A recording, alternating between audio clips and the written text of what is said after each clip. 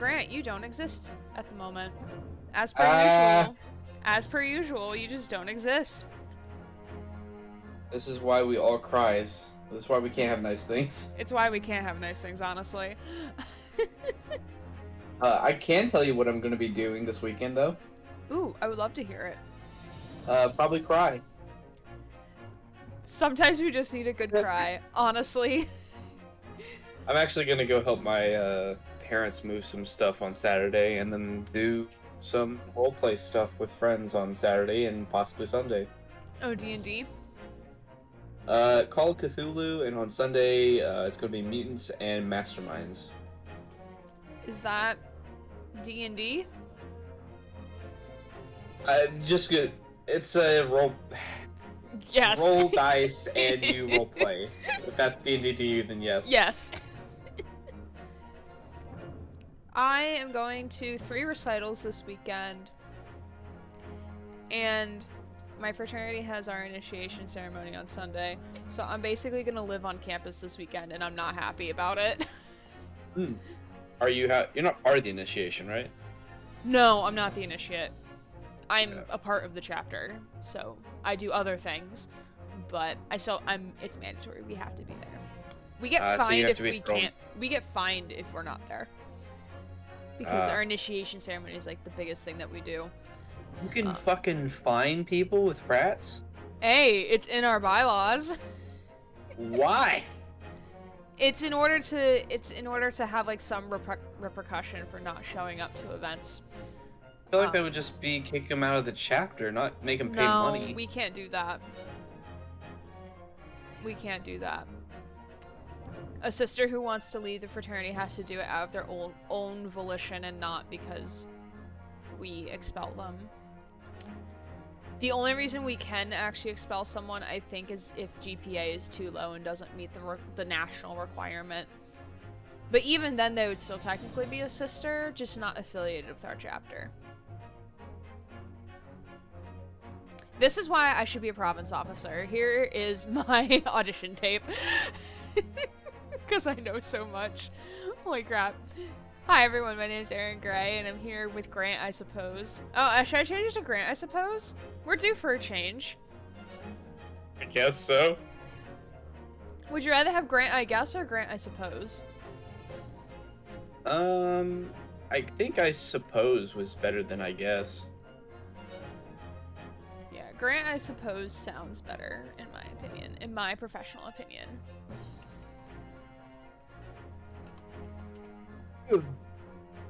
Oh no, now it's too small.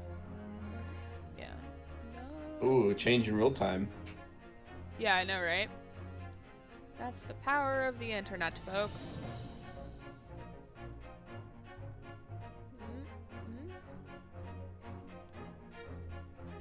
There we go. Amazing. Amazon. Alright. We are ready. I'm actually pretty excited. To continue, yes. Yes. The Old Bailey is the name of the court. The Old Molten Bailey. Have I said this? I don't remember. I'll just say it just to be safe. There are no 2 matters on which the court desires to hear from you. The first is whether or not there's a third party with you in the omnis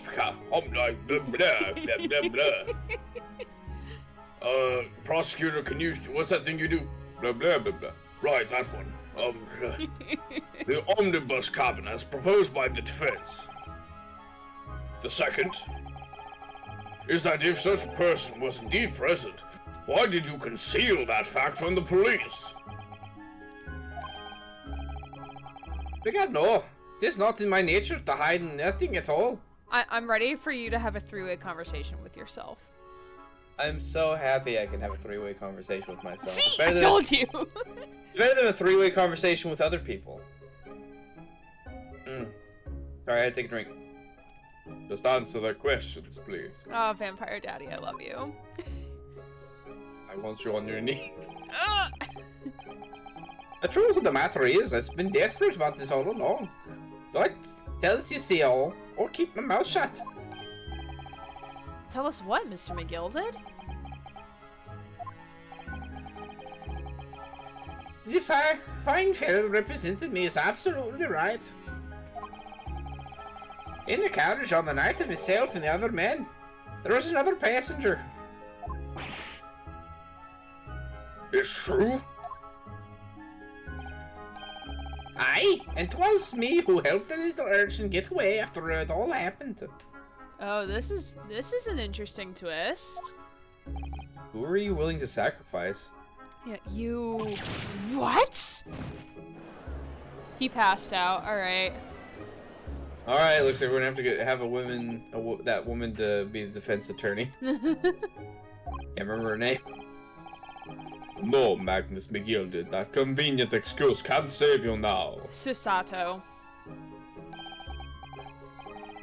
Truly sorry, so I am, Lord Von Seeks. I'm sure you'll be wanting to know why I said nothing when I taken him by the police. I do be having a very good reason, I assure you. Which was? The testimony.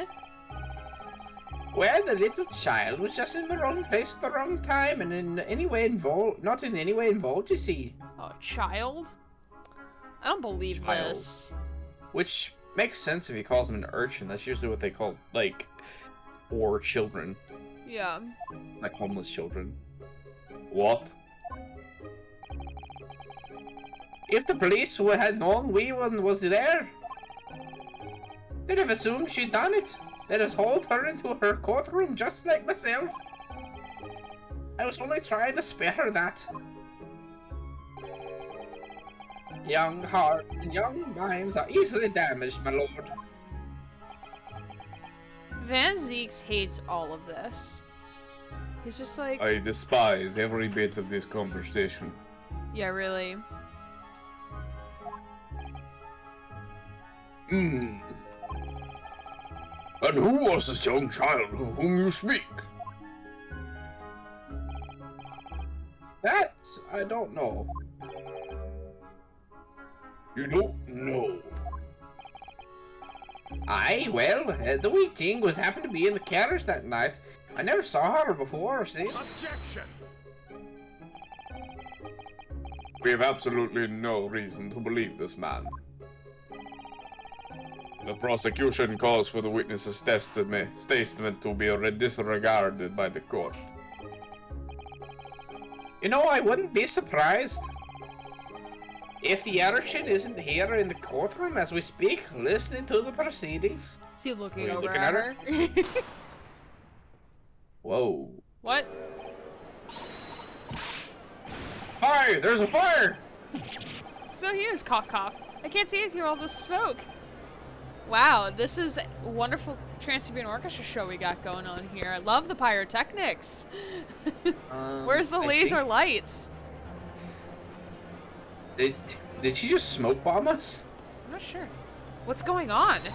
Be careful, Mr. Naruhodo. Cover your face. Bailiff, don't let the accused escape. Secure the omnibus. I hereby call an emergency recess. Bailiff, ensure the defendant is in custody and clear the courtroom. I Judge, think you're that's the me, bailiff. actually. Why do I have to do everything myself? We were hurriedly removed from the smoke-filled courtroom by the bailiff. So the bailiff removed us too. All right. Amid scenes of chaos as people stumbled over one another in their desperation to flee the chamber, we had no idea what was happening. All we knew was that, for the time being at least, the trial was suspended. To be continued.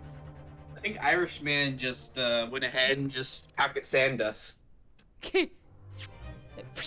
Sand Pocket dust. sand! Pocket smoke. I don't think he escaped. Oh no, the bailiff secured him. I But don't now think they he have was to trying find to whoever escape. did that.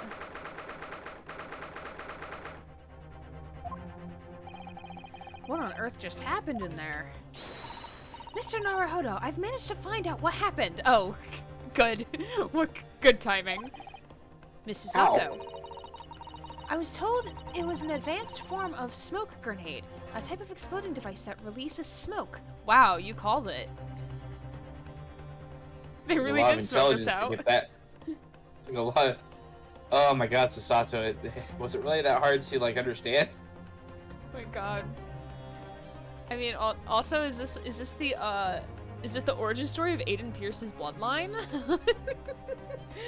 It all started in 1920 with a young child that dropped a smoke grenade. A smoke grenade? It sounds like sort of thing ninjas use. They're just making sure everything is safe now. I think the trial will start again before long. But who would have done something like that? The police managed to catch someone who was trying to flee the courtroom, apparently. Flee? Why? Well, it's a young girl of around 15, I hear. Young girl? Then could it be the other passenger that Mr. McGilda was just talking about? Seems rather coincidental. My thoughts exactly. So he wasn't lying. Oh, what's become of Mr. McGilded, actually? There's so many things I need to ask him about, but he's not here. I think he was summoned to the prosecutor's antechamber to answer questions, along with the young girl. Who is she, I wonder? And what was she even doing here at the trial? She was taking a huge risk, and for what possible benefit to herself? There's another matter that's troubling me. What's that? The 20 pence. Oh, according to the coachman, Mr. Beppo, or Beepo, depending on who you are, stares at my other screen at Grant's profile picture. I don't know what you're talking about. That's just that's totally not calling me out. It's just how other people view it. He took 4 passengers that night at a fare of 5 pence each. That comes to a total of 20 pence exactly. But now it seems there are in fact 5 passengers, which means the figures don't seem to add up again. Well, didn't they... Originally, the omnibus fares are supposed to be 4, but he ups it to 5 on the last run. But if there's 5 people, then that means the one person didn't pay. Yeah, and the one person would be... If he ups it for each of for the 4 people that eat there, if he ups it, that basically covers the cost of one other person. Exactly. So one person got a free ride. Or he actually did charge it 4, and he just forgot about the math, and so he accidentally outed himself that there was another person there. Yeah. She's right. That is strange. Counsel for the defense, kindly proceed into the courtroom. What if I don't want to kindly proceed to the courtroom? What if I want to come in feral? Like a You fucking can raging fuck raccoon. And your man will be found guilty. The trial will commence in 5 minutes. Then why do we have to go in now? Just come get us in 5 minutes. God. You just have to go in there to be on time. Otherwise you'll be thrown out like a feral raccoon. Oh, thank you, officer. We'll go in straight away. Which means we're gonna stand here and talk for another 3 minutes, probably. Well, whoever she is, I imagine this young girl will be asked to take stand and testify now. I really can't imagine what she's going to say, but it could alter the whole direction of the trial. We'll know soon enough, Mrs. Sato. Yes! That line was so unnecessary, but alright.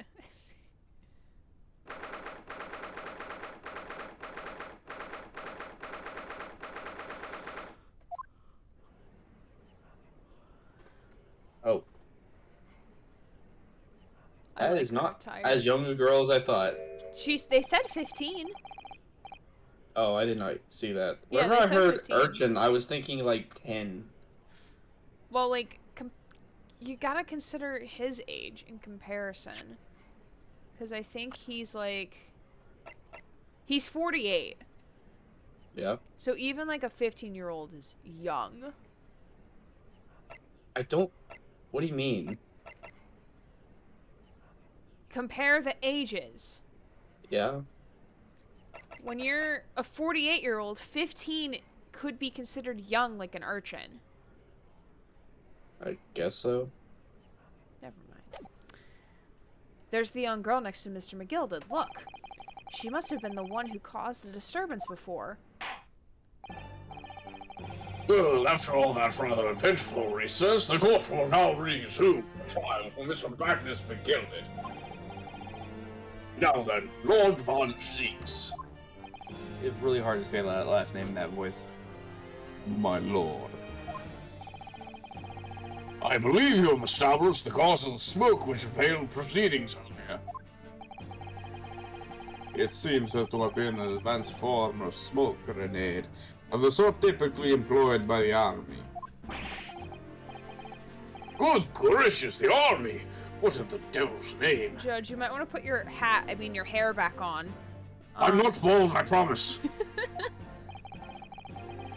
It was an elaborate attempt by the young girl to cloak her escape from the public gallery, but she was caught. And now occupies the stand. Your name, girl? Are you responsible for the smoke grenade which induced such pandemonium here in my courtroom? Ooh, pandemonium. We're using big words. I'm a judge, of course I know big words. It's not like I'm that a doofus like in that other game. So what is the meaning of the deplorable behavior? I even have a Santa Claus beard. If I may. Blah, blah, blah. Irish. If I may, my lord. Mr. McGilded? I think I perhaps ought to explain here. Top of the morning to you, lads. No, Jacksepticeye, no. Why it is that wee lass was here in the first place, and why she tried to bolt like that. It's all tied up with the events of that night, so it is.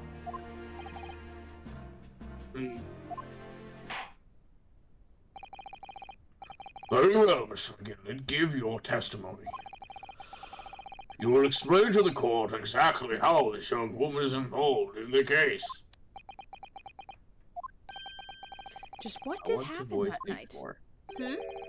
I want to voice Zeke's more. Well, Zeke's is fun. He is very fun. And I didn't read that line. Oopsies. It's fine. Too busy thinking about Zeke. I'm tired. I slept a full 8 hours, but I woke up like probably at least once a half hour or once an hour last night. I'm honestly probably going to take my own nap after this, because I did not sleep enough. Honestly, starting stream, now I'm just like, oh my god, I don't have the mental energy for this. You can always start later. No, not at the time that we started stream. Like right now, I'm like, oh my god, my brain is in a fog and nothing is helping. Can we go get Starbucks? I want hot Don't know, cocoa. I don't. Ryan, I don't have a Starbucks. if you're in chat, go get me hot cocoa. I know you're like 3 hours away, but please. I don't know if you have any delivery places, but you could always try that. I want some. Yeah, so go get me some. Go get me some, and then you can have some too. All right? That's how this works, right? Are you willing to pay for his gas and also the Starbucks? He doesn't have a car. Oh. He would have to train up here. Train? You guys use trains for transport? He doesn't have a car. What I know, what but is he gonna do? Walk? I don't know. I don't know they had a car, and I don't know how far you guys are from each other. You said 3 hours, but I was assuming by car. Yeah, 3 hour by car. 3-ish hours by car, depending on what time of day you leave and what route you take. But he does Only not have a transmit- car, so he would have to train up here. But yeah, Ryan, go get some hot cocoa for the both of us, and send me mine, please and thank you. I carry you. Just travel by dog. Just get a big old dog and ride it to you where you need to go. He would honestly love that.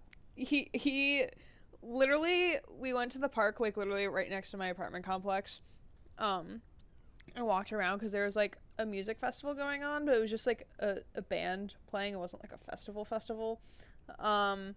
And, like, there was this dog that was, like, probably half my size. Like, literally. Like, 3 feet tall. Maybe more like almost 4 feet tall. It was a big boy. It was a very big boy. I could probably if the dog was strong enough, I probably could have gotten on the back and ride it like a fucking horse. And it was, like, still a puppy. It was still a puppy. A pupper. It was still a pupper. A puppy. I'm glad you liked Brandon's dog. Brandon's dog is very sweet. Who's Brandon? The guy from the server you saw the picture of, and you were happy to see the picture. Oh, yes. Ryan has slowly turned me into more of a dog person, but my favorite shall still be cats. But first and foremost, it's the rats. Love my rats. Also, my rat has still yet to be named because y'all fucking decided to split your votes between Maurice and Nibbles. Maurice. And I'm sad. Does this look like a Maurice to you? A killer that made Aiden Pierce go on fucking revenge hunt for the entire first Watch Dogs game? I almost said Danganronpa. He's not in Danganronpa, but he would be the I ultimate found vigilante. Maurice to be a funny name. No, Maurice Vega is the hitman that was ordered to do a hit on Pierce and then accidentally killed his niece in the process. And whenever I which think of sparked his Maurice- entire revenge arc. Gotcha. Maurice makes me think more of King Julian more than anything else. I have no idea who that is. That's from Madagascar, the lemur. Maurice! Ah. Help me, Maurice! I'd Mort like is to trying to move get it, my move feet it. again. I like to move it. Move it. I like to move it. Copyright. Copyright. So yeah, my rat is still without a name because y'all on my server can't make up your fucking minds. Anyway. Just call him Steve. It's fine. Steve? No. Yeah, just call Absolutely him the Steve. fuck not. You're like, yeah, I hate Absolutely that, and the you fuck can not. also go. And you can go die. On the night in question, I took the back seat in the omnibus and promptly nodded off. Then, Bagara, a loud thud and we scream woke me up with a fair start. There was a fella collapsed on the floor at my feet, so I sat him up on the seat across from me.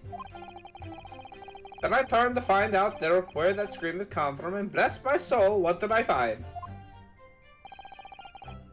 There was a child in there, all curled up in a ball, hiding her wee self away. Wait, hold on. Hold on. Wait. So. Wait, we need to, before the characters process this, we need to mentally process this. He was stabbed in the side. Stomach. He was stabbed in the stomach. So it would have been like from the side or the front. But then whenever he woke up, he was on the ground. Like he was on the floor. There would have been a bloodstain on the floor, and I know for certain there was not a bloodstain on the floor. There's Can we blood. look at evidence? Yeah. Can we re-look at the omnibus just to be sure?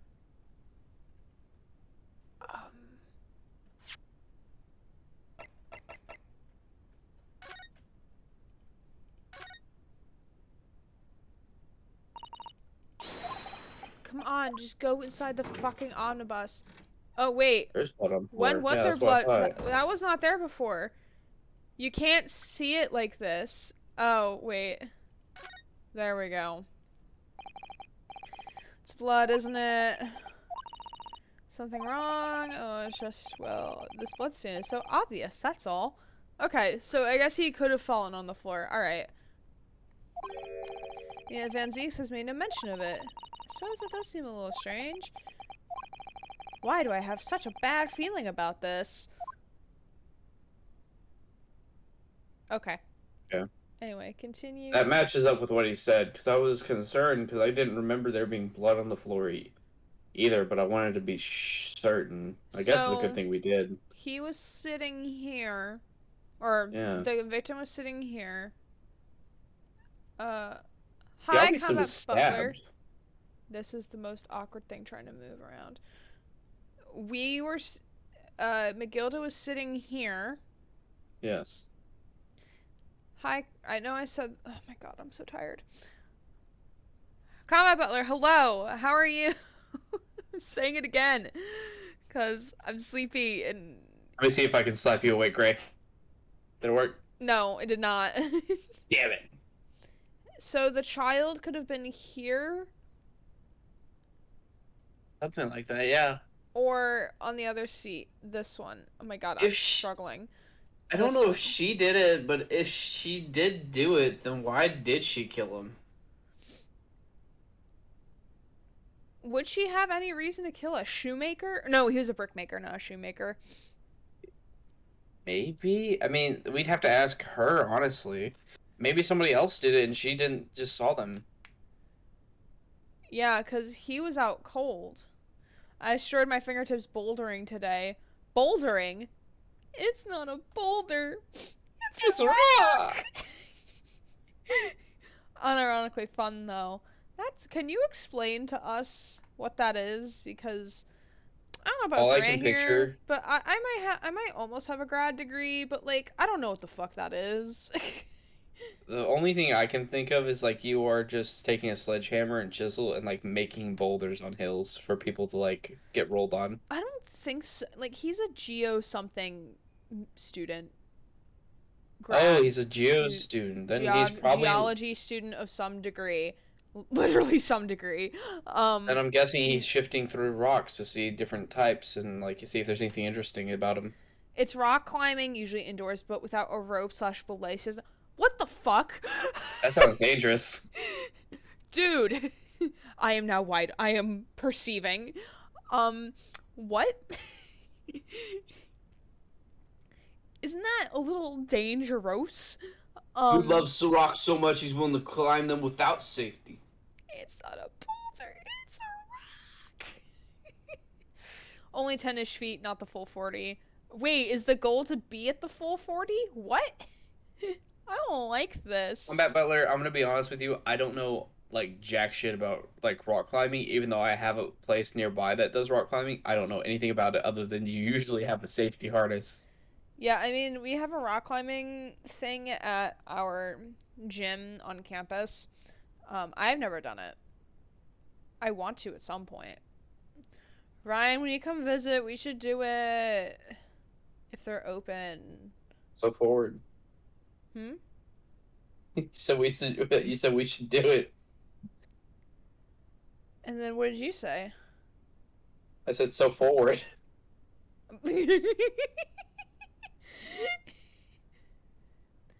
To the full height for the rope climbs is 40 feet, but bouldering is limited to 10 feet for safety. Gotcha. Why were you doing that? Was this an extracurricular for funsies thing, or are you being graded on this for class? Like, that's also what I need to know as well. Yesn't. Yesn't. I like doing it, but also it's for class. It's for fun. Gotcha. Well, to more power Combat, to that you, was your big guy. opportunity. You should have said yesn't. Yesn't.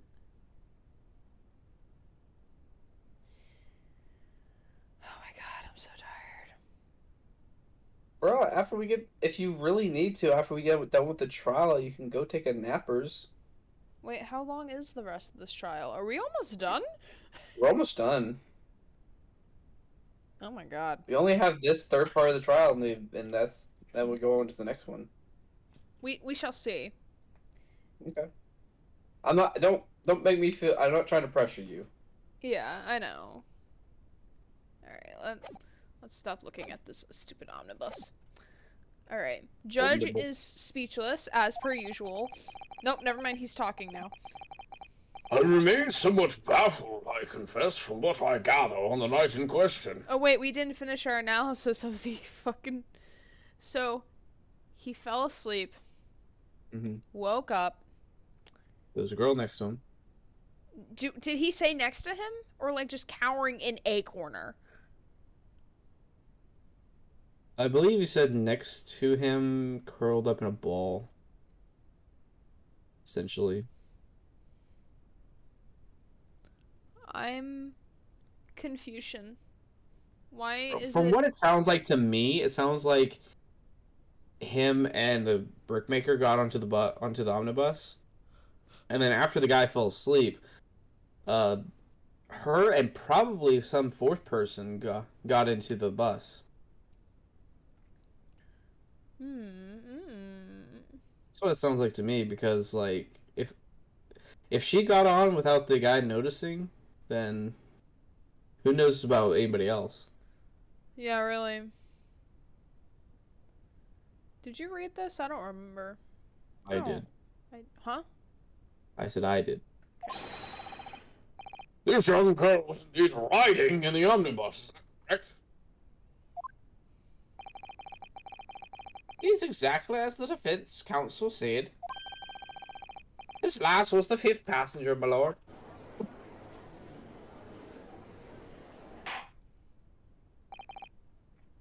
Very well. The defense may now cross-examine the witnesses. Are you ready, counsel? I'm ready, Freddy, Judge. Yes, my lord. Or rather, no. Yesn't? Yes, no. Yes, no. I have no idea where to start. Perhaps I can tell you to start by getting under my desk. Okay, I'm assuming we have to press a statement first. The daddy voice is too intense. What? It says press all statements. Okay. I guess that's what we'll do. And when you first got onto the omnibus, were there any other passengers already on board? There were not. The cabin was empty and there was no one on the roof deck either. You were the first passengers, as it were? I see. Aye, and that's when I took the back seat as side as I did, and it was the most comfortable, so it was.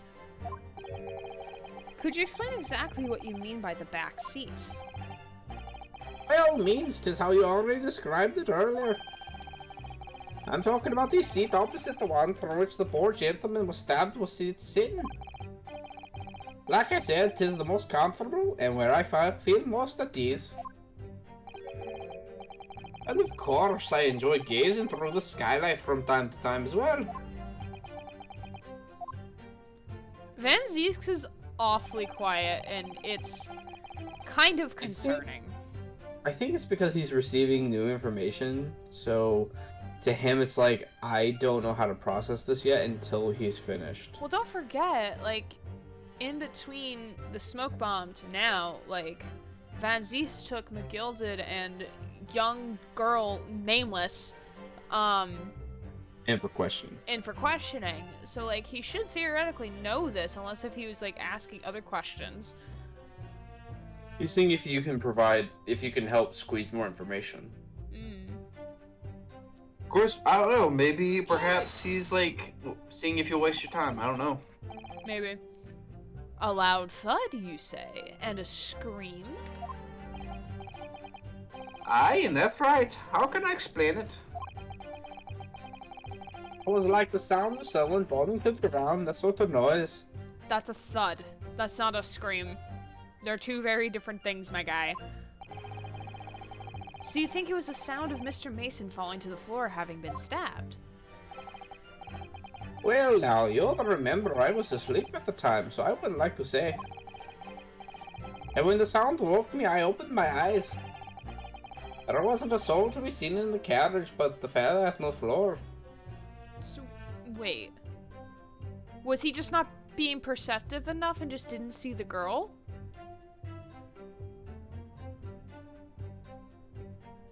Because at this point, the girl should have still been in the carriage. If she was there when this happened. I believe one of his statements actually does say, let me take a look here. I turned to find out where that scream came from, and bless my soul, what did I find? There was a child in there, all curled up in a ball, hiding her wee self away. Oh, maybe she was hiding in the drawers. But how would that have been possible? He was sitting on the drawers. Maybe she was there to begin with? Maybe. Oh. Maybe. Maybe. If that's true, that makes it so where she couldn't possibly have murdered him. So Yeah. maybe that's why McGilda doesn't believe that she could have possibly have hurt him. You didn't see anyone, but at the same moment, you did hear a scream. Sorry, cut me, John. No, you're fine. Ah, for the seats above you on the roof deck, I presume. Not above me, no, my lord. It was from the inside the cabin. It was just the man dying. He had a very girly scream. Very feminine scream. But I wasn't altogether thinking about the scream. No, I was too stunned by the desperate sight before my eyes. Hops on the floor at my feet. Hold it! You sat him up? The victim, you mean? I did, on the seat across from me, as I said. I could plainly see the poor devil was already gone. And you wouldn't leave a dead man just lying on the floor, now would you? It's common courtesy, so it is. I find it a little hard to believe. Arra, Lord Von Jix! Now why would I that be? You wake to find a man lying dead at your feet in a carriage. Any normal person would hail the cabman. Well, he may have not thought that he was dead, though. Any upstanding member of London society, that is. Well now, as you know, I'm in something of a special line of business. The business of lending money at exorbitant rates of interest. And this is capitalism. Oh my god, he was the first bank. JP Morgan? Unfortunately, my lord, not everyone is thankful for the help I offer him. Some would even see me dead. So I do try, where at all possible, to avoid getting myself into tangled trouble. Are you suggesting you were just going to leave the man there? Evans alive? No, I was always intending to report it, so I was. Only, I had the mind to find out the whys and wherefores first. The whys and wherefores? Right you are. There are some details I want to understand before anyone else go to meddling. That wee scream I heard, for example. Won't your good self do the same? Yes. The scream he says he heard at the same time as the thud of the victim collapsing.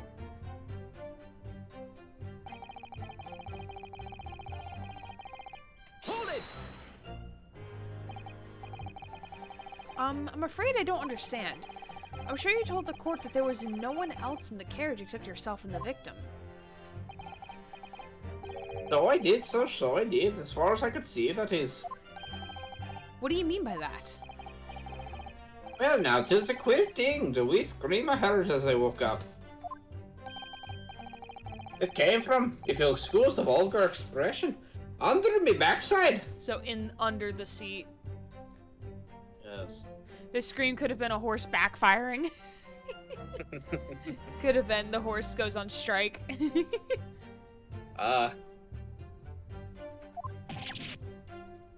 Good gracious!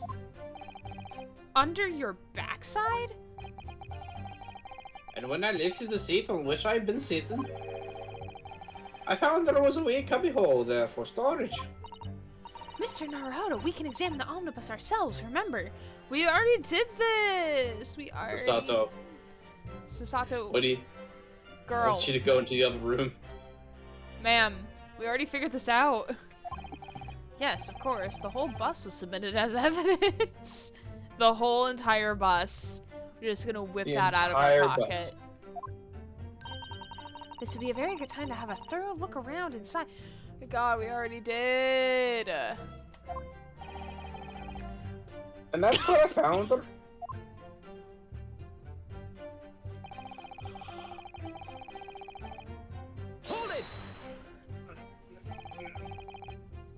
You say she was hiding herself?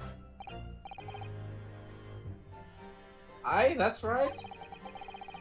was hard to see in the dim lamplight that she was all curled up in a wee ball. When our eyes met, well, my heart nearly stopped beating in my chest. Ugh, you're really overreacting this. Still and all, I pulled her out from under there. I sat her on the seat opposite so I could have a wee chin wag with her. Chin wag with her. Fucking hell. The seat opposite? That's right, just sit next to the gentleman Okay, there. that's good. That's good. Just put the scared child next to the dead man. That's good. You shot the young girl next to a corpse, sir? Thank you, the judge, for being competent with this one. Well, sure I mentioned. A gentleman in my position can all too often find himself in mortal danger. So, need to find out just who the surgeon was, you see.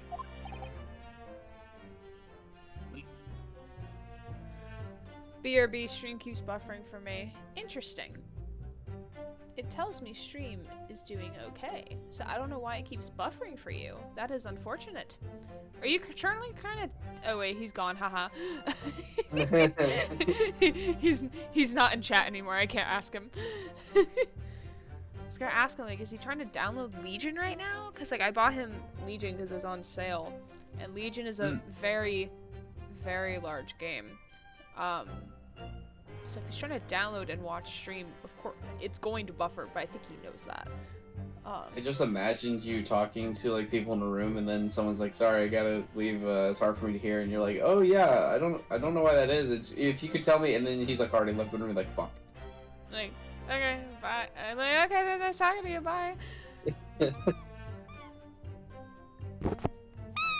right. It is. It is. Why? Okay. While I was in the middle of talking with her, I heard another scream. I found his voice this time. And that would be the guy. That would be Mr. Lady First. Probably. Screaming from above. Presumably that scream was Mr. First, who was sitting on the roof deck seats. Aren't you out again, I would say, sir. Looking down through the skylight, he must have seen this young girl and the gentleman with the knife in his belly. In other words, the previous victims did not, in fact, see you at all, Mr. McGilton. What they believed to be yourself and the victim was, in fact, this girl and the late Mr. Mason. Aye, my lord. I was, as I think everyone understands now, sat at the back of the carriage out of sight. Man's just casually still flipping a knife, but no one's gonna confiscate that? Alright. I mean, you want to? Sure. I'll take my knives. I don't think Ryan wants me to have knives, but I'll take them. It is certainly plausible. The defendant is somewhat diminutive in stature, and readily confused perhaps with this young girl. After that, of course. With a scream from the gentleman over us, the driver really realized something was wrong and pulled up the horses. Thank you, I've heard enough. The events, as explained, are clear in my mind. However, at least one conundrum remains. Who is this girl? Her name is Gina Lestrade, my lord. Should this be significant in some way? Oh, fuck, she's Lestrade? Wait. The detective stories? Ah, no.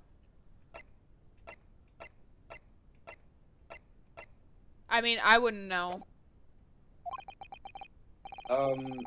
Lestrade was actually one of the big detectives that really helped out the Sherlock Holmes. Ah, I think he later become like chief of Scotland Yard later. Ooh. But he started off as like just a high detective, and he had, honestly, he was a bit antagonistic towards Sherlock Holmes at the beginning, but became a lot more friendly, like later on. Mm-hmm. She was a chancer, earns her crew, crossed among large crowds, relieving people of their purses. Oh, so she's a pickpocketer. Yeah. What's commonly called a pickpocket. And this is when the game explains things to us, just in case people don't understand. It's time to look at the definition of a pickpocket. What? This girl here, the petty thief? How the fuck did she get a military-grade smoke grenade? Well, don't forget, like, if you look at, like, the cover art for Grey Ace, maybe not on Steam, but, like, there is an inventor-looking chick. So maybe she's friends with her or something. She is the inventor chick. Yeah. Order! Is this true, Miss Lestrade? I can't believe they turned Lestrade into a girl. This could be the daughter. 15-year-old, no less. Could be too. I don't know for sure, but yeah, possibly. Miss Lestrade, will you answer the question? Oh, fuck!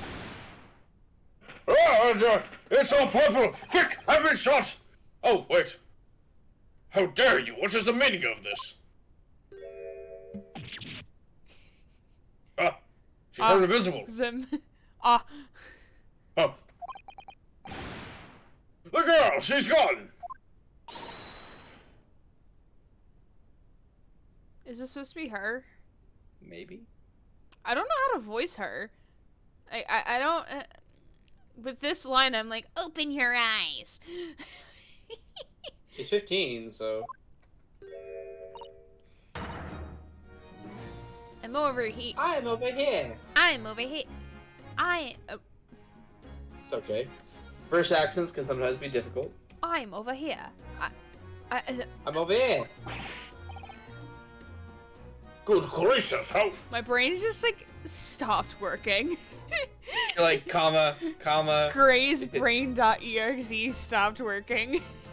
incorrect phrasing, grammar, usage. Cockney accent? I don't know what a Cockney accent is. I do like cock Okay. and boobs, but that's besides the point. Just, I do like, like, oh, okay. Go ahead, clip that 1 second. No! Gray confirms her Gray bisexual confirmed. Gray likes cock confirmed. God. What was that point in that little sidestep? I know what you lot are thinking. Grown-ups are all the same. This dirty little dipper, you'll say, slipped up and got caught on the job. She got herself backed into a corner, so she knifed the gent. Go on, that's what your head's, isn't it? No, not at all. This is a court of law. Oh my god, I love this accent. Wait, you like what I do? I like the Cockney accent. I don't even know if that's a Cockney accent or not. It's as close as with considering that you've never done Cockney accents before. I don't even know what it sounds like. Like I find the Cockney accent later. Look, knives are for cowards. Oh, look at juror number 3 looking at you, buddy. Only thugs use weapons like that. All I need for what I do is these fingers. This is Aiden Pierce's great-great-grandmother. I see. I'm a professional, all right. Maybe not in your eyes, but I got a pride in what I do. Let me guess, you don't count smoke guns among weapons for thugs.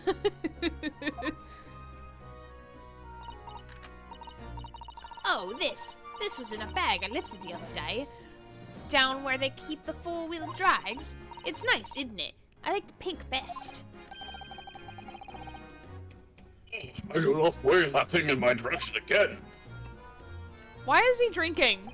Why is he drinking now, of all times? So,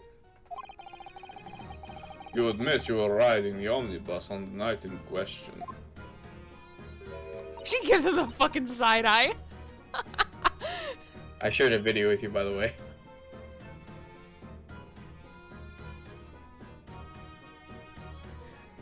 Okay.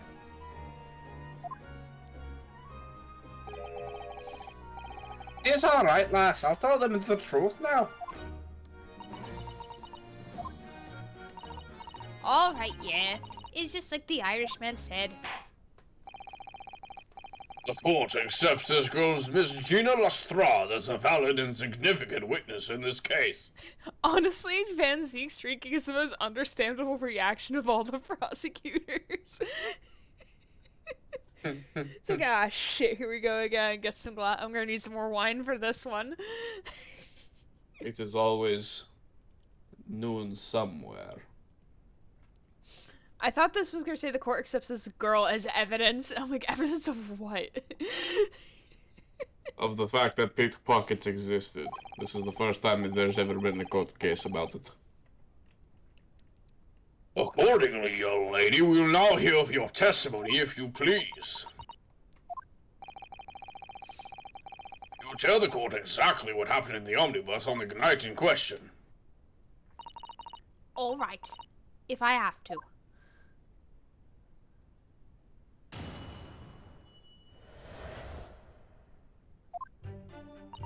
So I stuck inside the carriage before they hooked up the horses, just like always. But it was a right old waste of time. I got nothing to show for me troubles that night. I keep changing her accent. It's alright. You told me you liked it, and now I'm like uber focused on it, and now I can't get it back. I'll tell ya. You can't see a blind thing in that hiding place. It's pitch in there. Then after a while, I hear this loud bang. Nearly jumped out of me skin, I did. And the scream just came out. It's because of that the swell found me. He did help me get away, mind. I guess we press all these statements, don't we? When asked about the we have to press on. Uh, We have to press pursue. Shh! Don't tell me which ones I just asked. What do I need to press? I didn't say which ones. I said you have to press, and you have to pursue. Gotcha. I didn't tell you which ones. So it's 3 different ones.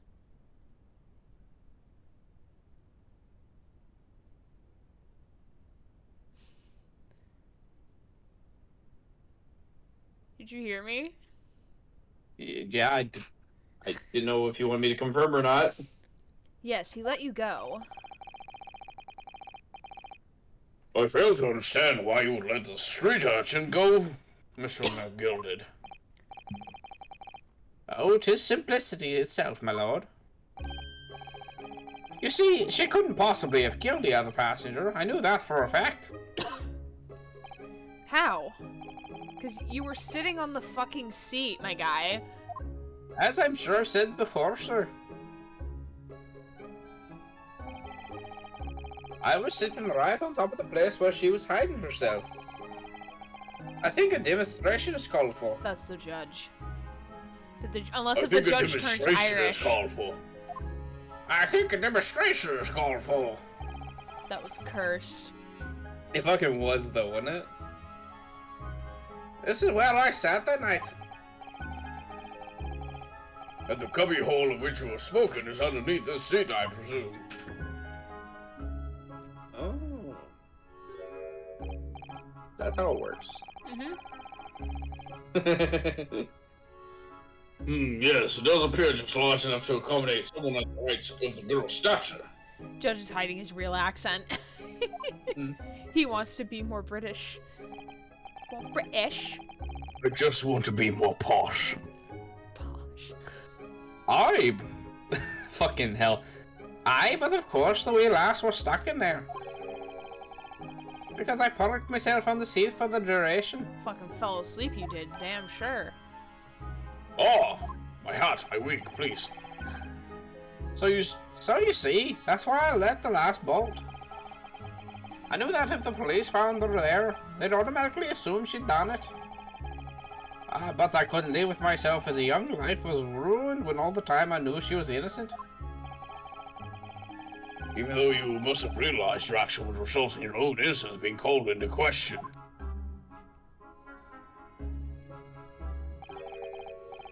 Not at all, my lord, not at all. I knew in my own heart I was innocent. So I thought it was worth taking a punt on my own good name for the sake of this less fortunate lass.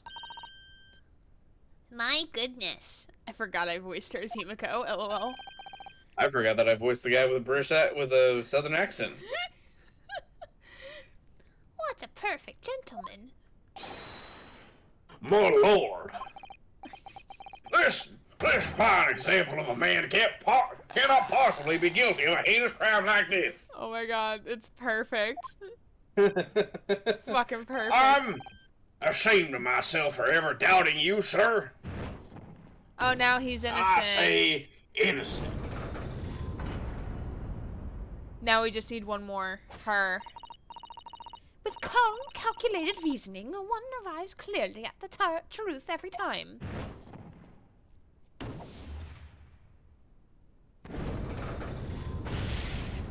Does this mean we're good? Saints alive! All 6 members of the jury consensual in their leaning to a verdict of not guilty? Mr. Naruhodo, this, well, it must mean. Don't. You're fucking jinx it. Don't She's jinx gonna it. fucking jinx it. Don't jinx it! It must mean what? That we're victorious! Then Van used to be like, no, not in my courtroom. Not in my courtroom. Thank you for gracing my eardrums with that. You're welcome. We've won? Are you sure? Objection! See? Objection. Oh, fuck. He's gonna fucking step on somebody. If the sights of my Iron Hill Wellington offense, pray do forgive the discourtesy. You okay? You okay? You good? You Gucci? This is so funny. This man just straight up did like a fucking crescent kick onto it. Like, I'm surprised it didn't break in half. Oh my god. You're gonna fucking step on somebody here. He can step on me. I'm fine with it. I'm too tired to put up a defense. It's alright, he's got iron heels, so apparently you'll like it. Oh my god. But the mystery, we'll never know, Combat Butler. We'll never know. I'm just imagining. I was thinking of a meme of like the harder daddy, and then he's like, what? He's like, what? He's like stepping, like, what do you have to say for yourself? And then the person that he's like stepping on says harder daddy, and then he's like, wait, what? What? And they're like, what? Oh, it's that meme. Okay, I got you. That meme. He's just hit with his iron heels with that, and then he just like slowly lets go. It's like, okay, this is awkward now. I didn't realize you were into it. Oh my god, this is... He's the best prosecutor, I think. Hi, Paul. How are you? I just had a laughing fit. I think I'm awake. I am now feasibly awake for another hour because of this. Hi, I'm Paul. It'd be funny if they actually didn't answer the mystery. I'm not sure if they will or not. You'll have to wait and see, my good friend. Excellent. I need to go clip this. Not right now, but later. Or were you dying? Yes, when he slammed the heel on the table and then I just burst out laughing hysterically. That's how tired I am at this point. Oh, nope. It broke.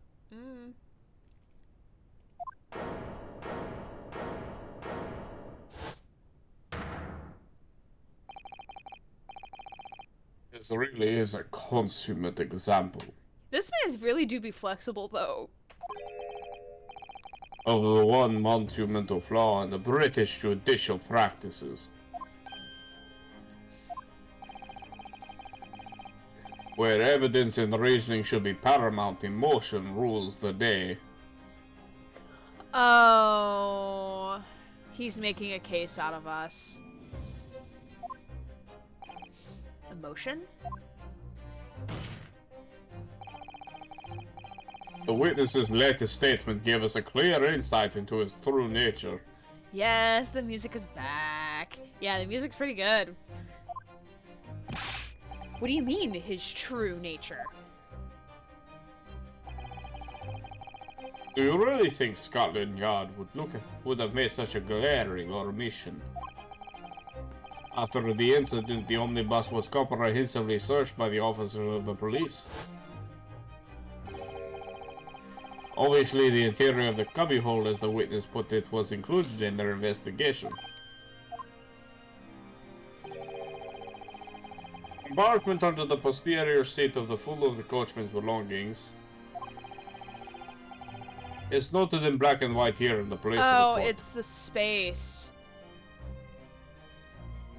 I think it's like the amount of space that was available. He's trying to say that the thing was already filled with the guy's like stuff, so there's no way that this woman could have like done that. I think so. I think that's what he's trying to say. Ooh, I think he's implying that he like bribed her. Maybe? I don't know. Like say that he was innocent. Good lord! The evidence has been tampered with. In order to corroborate Mr. McGilda's story, someone has unlawfully removed everything from under the seat. No, wait, I swear it was... Yeah, I think he's right.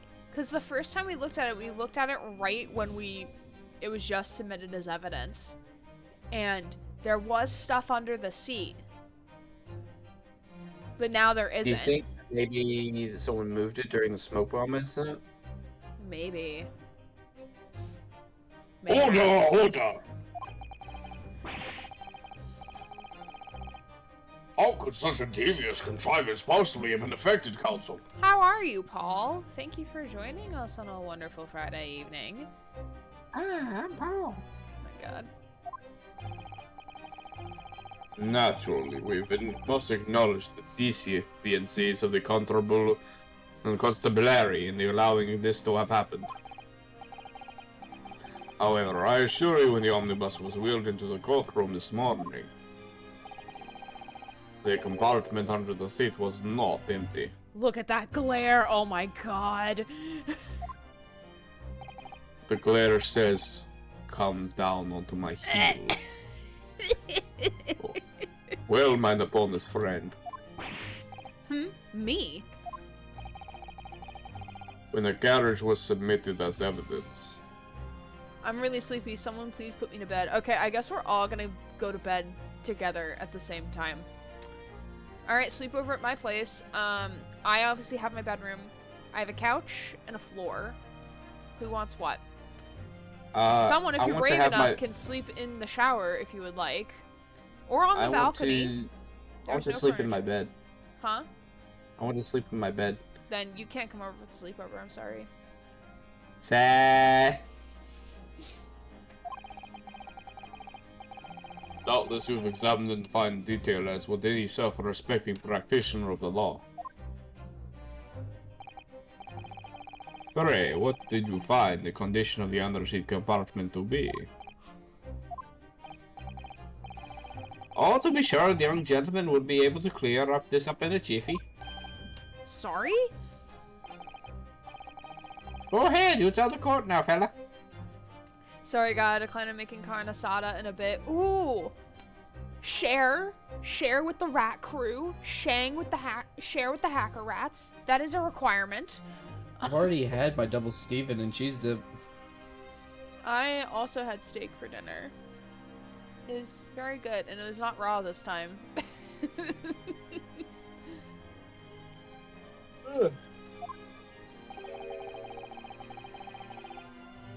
Oh, this is all the elaborate excuse by the desperate Lord Von Zeeks. Well, counsel, do you have something to say on this matter? How am I supposed to answer? What can I say about the state of that little compartment under the seat of the omnibus? We knew it wasn't empty. I remember seeing it and it wasn't empty. I would suggest being truthful. Okay. Because the only way we can solve this case is by being truthful. Oh, wait, no, I don't want evidence.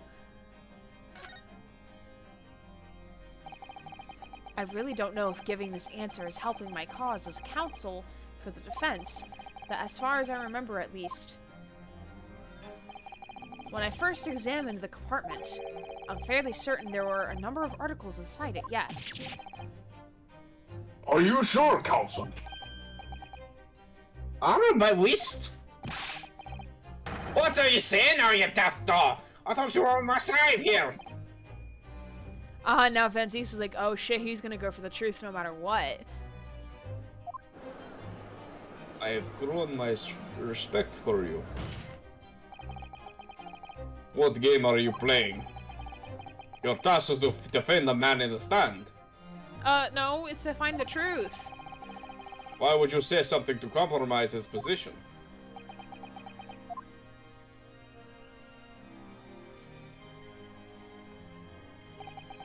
As the advocate for the defense in this trial, I confess I'm still not entirely sure where I stand, but it seems to me that I should state the facts I do know as clearly and honestly as possible.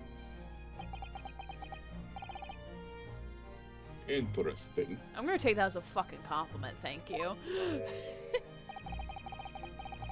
Is not altogether pleasing, fella. I'm simply telling the truth, Mr. McGilded. But don't forget, you're supposed to be representing my best interest here, lad. Now then. A fellow's memory is a curious thing and not altogether reliable. The court must consider the facts. That their cubbyhole under the seat is as empty as the devil's heart, so it is. Do you think that perhaps it would be in your best interest now to admit that you must have been mistaken? Why? Why do I feel like something's not right here? 'Cause it's not. I've played way too many Danganronpa trials and way too many Ace Attorney games to know that if you feel something's off, it's off.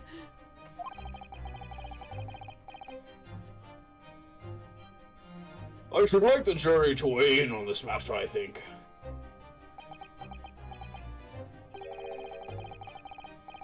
The compartment is designed to house equipment used to maintain the smooth running of the carriage.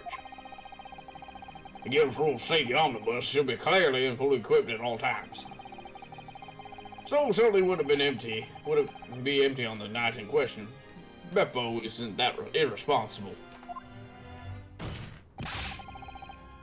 A money influencer in the pick purse are lying.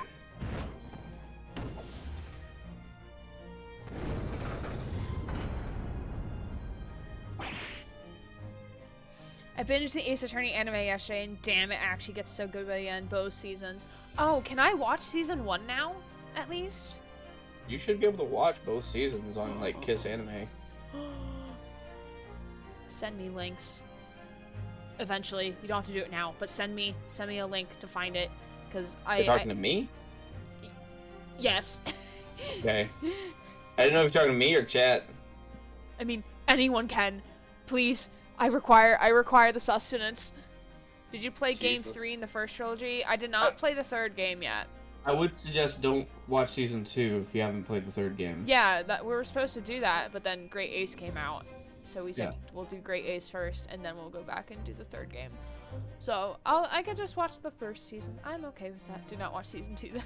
Yeah. Okay. So, Okay. just so you know, I would, although I do like the anime in some points, it is kind of like a diet. It's like a light Ace Attorney because it has to be a lot quicker than the actual game. I mean, that's what the Danganronpa 1 anime was like. It was a diet Danganronpa game because they couldn't do all the trial stuff. Yeah, so that's why I'm saying you should play the game before you watch the anime. If you like the game, I would say you should watch the anime. They changed some things and you might like. I mean, But- dude, we played the first 2 games, so like I'm good on Yeah. that front to watch season 1, and I I want was saying to that watch for it. you and for chat. Oh. Okay.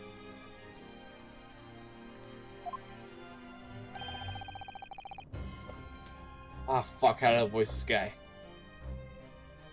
Posh? I can't believe I was nearly taken in. Oh yeah, this was red white. This was red white. Oh.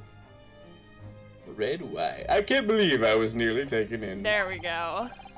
The stinking rich are always stinkers. Nothing but cowards, the lot of them. What? Even though I'm kind of posh myself. Oh no. It's a trick, of course it's a trick. Red white does not get easily fooled. How many flames you guys got over there? We got a lot.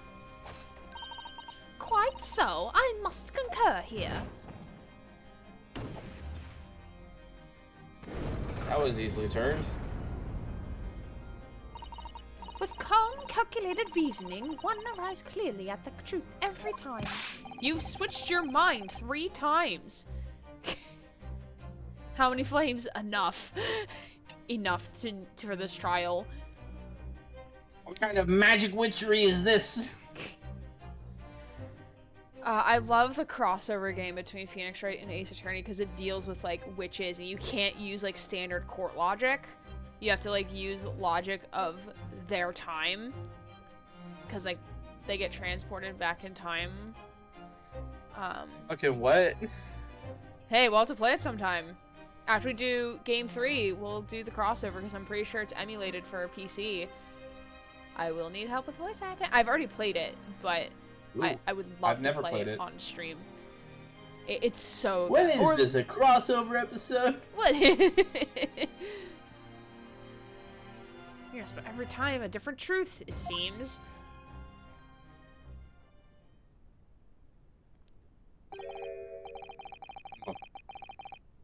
Blah, blah, blah. My lord, I humbly exhibit the scales of justice. The crossover Phoenix Wright and Ace Attorney, or did I miss the other series? No, it's the Phoenix Wright versus Ace Attorney game. Or no, the Phoenix Wright of Professor Layton. Professor Layton versus Ace Attorney. It's chef's kiss. It's so good. So good. So good. It's just So when. good. So Chef good. kiss. You think this music's good? Oh my god. It's like superior. It's like cream of the crop. It's so good.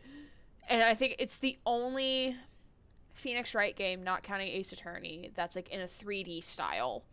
Well, I thought Dual Destinies was in a 3D Maybe? style. Well, no, it was the only Ace Attorney game to be on Nintendo 3DS with the 3D option. Oh, okay. Yes. I did not play it like that, but yes. It was so good. So good. So good. And the story is so good.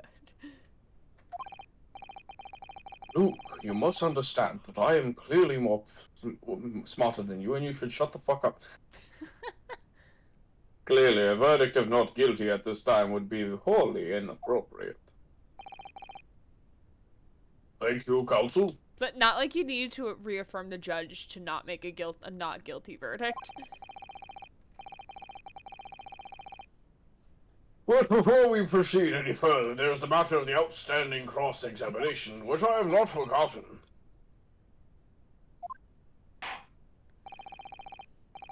Counsel for the defense, begin your questioning of the witness, please. Oh yeah, I forgot we didn't cross-examine her yet. Nope. Yes, my lord. What just happened? The whole balance of the trial just shifted almost beyond recognition. Welcome to Turnabout. Yeah, the Reaper of the Bailey is at work, it would seem. Yeah, I forgot he had a cape, too. Then he took that off after, we, fucked him over.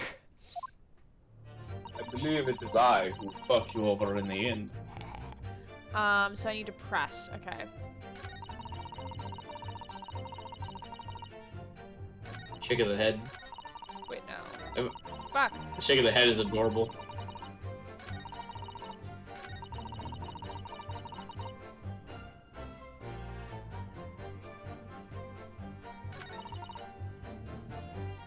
It is adorable, yeah. Yeah.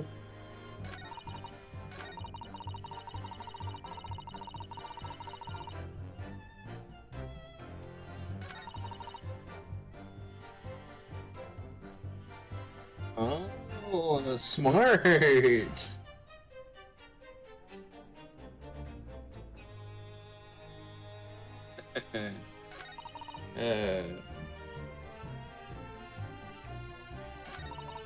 I think I have to press on this one, the third statement. You do, but after you press a different statement. Okay.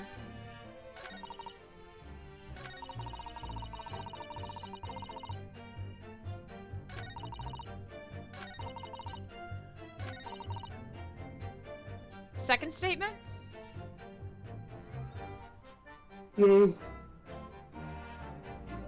What? It's not that one. First statement? Nope. Fourth statement? Nope. Fifth statement? Yep. Hold it!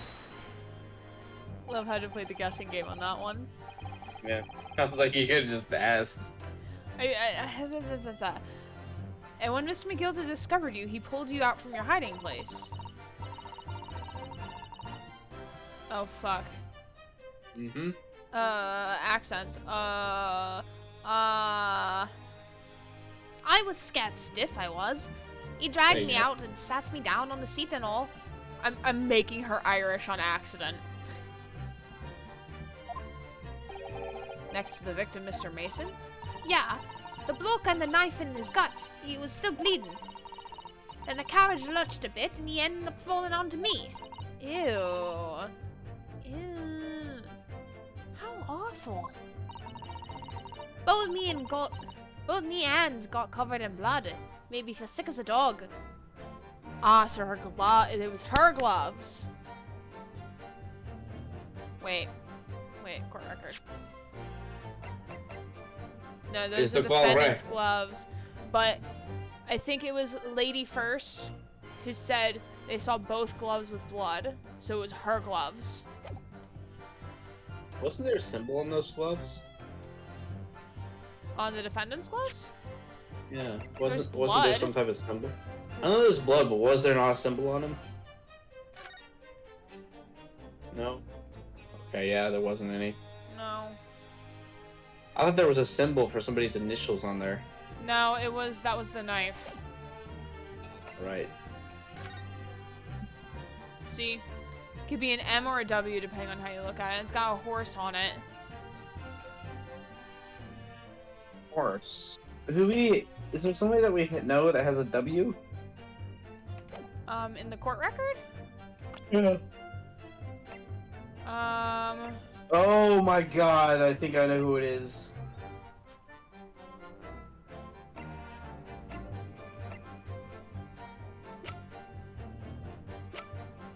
Oh, she's 17. He might have been guessing on her age. Fair enough. That's actually 17. Also, could just be a Japan thing. Could be. I don't think it was Mason. Oh, you don't think he killed himself? I don't think he killed himself. He might have. I mean, at best, maybe he had the knife. Oh my god, what if he accidentally stabbed himself? Maybe.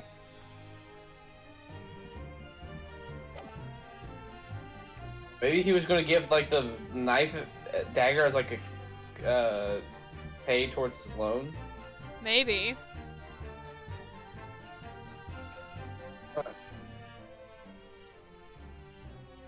There's also another person in that record that has an M. Mel Strongheart. Mm-hmm. I think I did say that last trial. Like, maybe Strongheart. I think I did say that. I think. If not, I was certainly thinking it. Both her hands covered in blood. That must be with the rooftop passengers saw. After that, I believe you talked with Mr. McGilded for a while. Is that correct? He asked me some stuff. Wanted to know me name and what I was up to in that. Excuse me. Then I heard something from above. Someone screamed. Well, Miss First, on the roof deck, one would presume. Well, I didn't want no one seeing my face, so I didn't look up. Then the horses were drawn up smartish, and this an Irishman says to me, "Get back under the seat. I can't Irish. I'll see Get what back you under do." the seat. I'll see what we can get away with later. Thank you. It's a Best I can collaborative do. effort. It's a collaborative effort. It's hard for me to do women's voices, unfortunately. It's hard for me to do men's voices. Yeah. All 6 members of the jury have decided the defendant was innocent. For one brief Oh. shining moment, yes. I was just thinking like, oh yeah, you find it trouble voicing fucking vampire daddy. It's clear that they are still very unsure. If we could just find some conclusive piece of evidence among this new testimony, I'm sure we would clinch the verdict we want. Yes, I think you're right. And I have this niggling? That sounds bad. That's all. That sounds like a bad. I don't like that word. Oh, I have enough for Terror Time. Next stream gonna be interesting since I've never seen it. Oh yeah, Terror Time is just like, I do your tarot reading on stream. Granted, I don't have much tarot experience, but it's still very fun to do. Something's bothering me. And also, you can literally redeem whenever. Like, you don't have to wait, but if you want to wait, you can. But I can't just quite put my finger on it. Okay, now we press the third statement. Yes. Shout out to Grant, because he's here. We love Grant, because he's here. This is why I have the redeems, because like I get to do stupid shit like this. I thought it was gonna be worth it, and I think it was. It was worth a good laugh. I love that. Maybe because I'm here. Oh my god. Uh. And Grant and I will be doing a joint stream on his channel at some point. We're gonna would love to, play yes. some of the ye old children's games, like Freddy Fish, and Spy Fox, and Pajama Sam. Yes. Oh man, I am so hype. I have not played these games in like decades, but they're so good. He got the haven't Humble even Bundle played that most I of was gonna these. get, and then I decided not to because I'm like, I'm not gonna play these anytime soon. I have too many other games I need to play. But now he got them, so now. Yeah. I already have the first Spy Fox downloaded, and like I can download any one of them because they're pretty small. Yeah. So I can and they're probably not gonna take too long because you know we're adults. Yeah. It's gonna be pretty sad if we can't figure out some of these first grade puzzles. Oh my god, that would be hilarious. I can't wait till we play Dry Cereal because I'm gonna go Oh up my that god, that Pelican was my until first. That was the only Spy Fox game I played, was Dry Cereal. And that game like fucked me up. I did not know what to do. I was not. Also, if you do it within a certain amount of time, you actually capture the villain. And I only have ever been able to do that once. Oh, I think I did that too at some point because like I beat it, and then I realized what you have to do, and I'm like, oh shit! Like now I get to go and do that again. Yeah. Wow, Sometimes first it changes, though. first grade games have more replayability than AAA games. It is weird how it does have replayability because it changes things up. Plus, if you don't get like the ending where you catch the guy, then like the next time if you're quicker, you can catch him. Mm-hmm. It's weird. I didn't know it had an in-game timer, but yeah, it actually does. It's weird. All right, let's question her. Oh no! Hold it! So you couldn't see out into the cabin at all.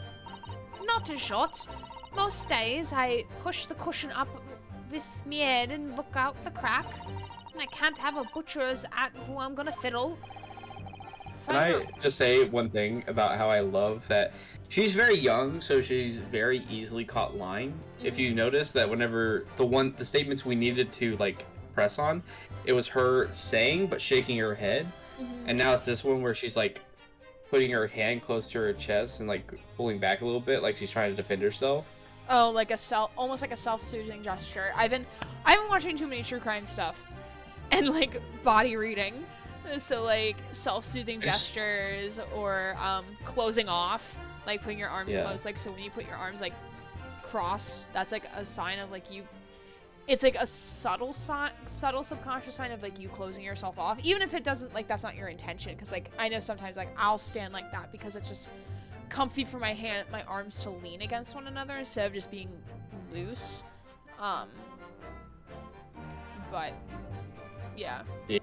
70 I to just 80%. like those details. I didn't pick up on those. It just makes me feel good. It's like, yes, good job. I mean, I picked up on the math when we were looking at the jurors, and the one. That's also fair. That feeling when everyone in my house, including me, gets a call within 2 minutes and none of them are scams. That's insane. What? How is that? How is that a thing? That doesn't make sense. That sounds like an emergency. Yeah. I mean, I can have a look. The seat I get under ain't as plush as the other ones I see. So most of the time, the passengers plant themselves opposite. But for some reason that night, the Irishman spent the whole journey right over my head. For that reason, you were able to push this cushion up to peek out. I see. Truth is, I ain't too happy in small dark places. Feels too much like being thrown in the clink. Oh man, now we have to pursue. What you got there, sir? He seems to be having a little bit of fun over there. Sister called my mom, grandmother called my dad, friend called me. Just weird coincidence. Interesting. Excuse me. Scusa. Is something wrong, Mr. McGill did? I just find it a bit funny. Oh, I do apologize. There was something the matter, Council. I'm just wondering if Miss Lestrade's last comment made something occur to you, perhaps. You seem to be thinking something to yourself and laughing about it. How cruel. Am I not allowed to laugh at people being thrown in jail? Oh, no. 'Twas nothing important. I was feeling bad for the poor lass is all. I remember feeling desperate myself as a young lad, shut up in the dark. 'Twas terrifying, so it was. I see, yes. I'm sure we can all sympathize. I'm still scared of the dark now.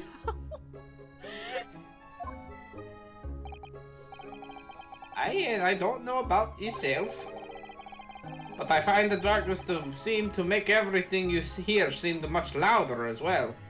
Oh yes, most definitely. I would assume it's because like it's almost like sensory deprivation. Like if you have nothing to look at, your senses It helps adjust. focus your mind. Your senses adjust to accommodate for the lack of one sense. Because I think there is research that shows that people who are visually impaired, their other senses are stronger to make up for the lack of vision that they have. Yeah. And I think it would be the same for like people who are deaf or hard of hearing. Yeah, I agree. This is, to me, I think that's just something that we just sort of have to adapt to, which is why we have so many senses. Well, I know like there's actual research done for people who are visually impaired, so I don't think it's like out of the question like as like an evolutionary thing that when we're sleeping or when like, because like remember like nightlights didn't exist really back in Viking days. Back in ye old ancient times. Like they may have had like they may have had like a flame torch outside the hut, but like granted, I was thinking of back in the times before, like, the Babylonian times, where we were basically just people that ran with sharp sticks. Mm-hmm. Like, yeah, we didn't see shit in the dark, especially back then. Yeah, so like your other senses like adapt for that moment, like just for that moment. That's also why we have pareidolia sometimes, where we think that we see things that aren't really there. Like, whenever you think you see a face in, like, some trees or leaves, but it's nothing, it's your mind having pareidolia, where it's kind of like a sort of sixth sense paranoia, where if you see something that looks like a face or some type of creature, you're just like, I'm not going to go that, because I'm not going to take that chance. Mm-hmm. And that's why your brain sometimes connects things that doesn't really connect. Mm-hmm. I suppose it does, maybe. Miss Lestrade, did you hear something that night? Anything? An unusual noise, perhaps? Oh, could I tell you one more thing before we move on? Sure. I just thought about this. Lestrade is actually based off of the guy that actually helped make Scotland Yard become what it is. Did and she already funnily say enough, this? yeah, but I was gonna talk about his inspiration. His inspiration was from an actual person. Oh, The guy was blind. interesting. The guy that basically remembered all the voices for the master criminals of London was blind.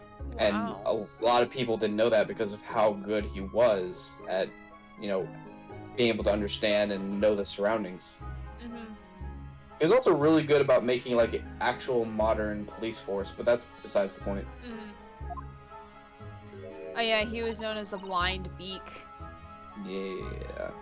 Nah, not really. All I could hear was the Irishman snoring. The Japers. If there's no need to tell the whole world about my phobias, you little scamp.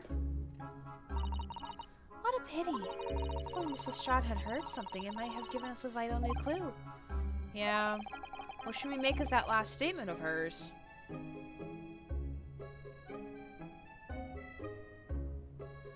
Profoundly important. You weren't gonna let me say. Oh. I thought you were waiting for me to answer. No. I will ask you if I need help. Okay, I was sorry. just thinking my thought. Just thinking. Last time you asked me if I heard you, so that was like, well, this time she's probably waiting for me to answer again. My lord. My lord have mercy. I believe that statement just made by the witness is profoundly important. Only important, but all she said was that she heard nothing. Yes, which is profoundly an important point. I'm almost sure of it. I'm almost sure I don't understand the inner workings of your Eastern Mind Council. Nevertheless, Miss Gina Lestrade, you will supplement your formal testimony by repealing the last statement, please.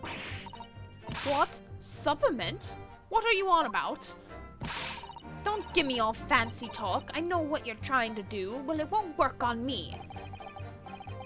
I just realized that most games get harder to voice act as the game goes on, but Danganronpa is the opposite since characters are subtracted, not added. That is so true. Voice acting for 22 characters in one go is like ridiculous. But now that the cast is like dwindled down to like 7 people, it's like, yes, I can finally focus on individuals and not have my voice die or not have them sound too similar. I'm so glad that the jurors aren't talking. I like the juror voices that I'm doing. Because I get to talk like Himiko, and I get to talk about my magic.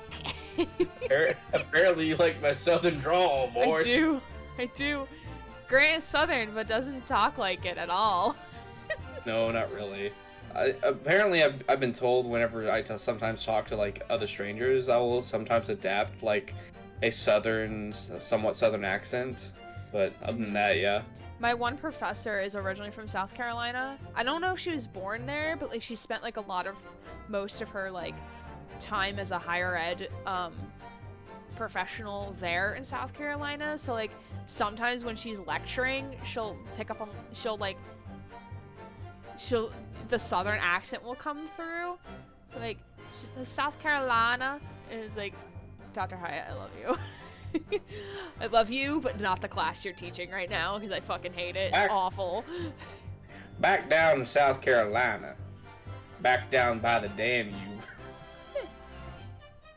That's Sorry, right. go ahead. Insult the judge. Always a good move. That's just real life advice right there. Yeah.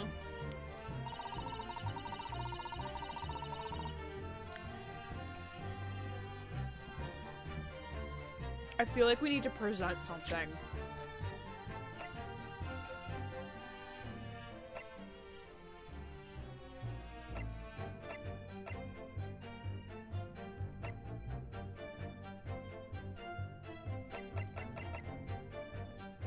I need a hint.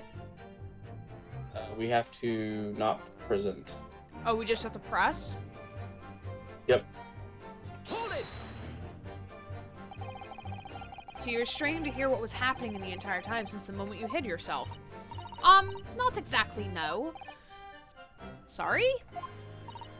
Well, there was no one in the cabin to start with. I could just push the cushion up and have a butcher's to see what were what.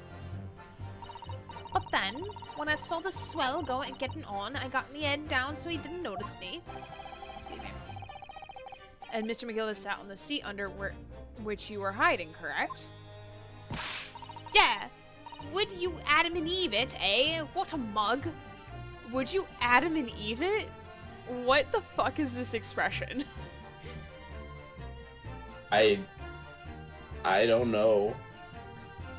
I feel like this is just a bit of a complex way of saying, would you effing believe it?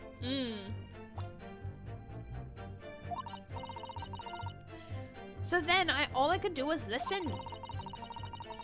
I was waiting to jump out of there as soon as I heard him leave, see? But would he? Not likely. Even though we stopped here and there, I never heard the door open. So I just had to stay put and listen to him driving his pigs to the market, snoring like an old dog he was. Cockney rhyming slang, Adam and Eve for believe. I say that word at risk, of course.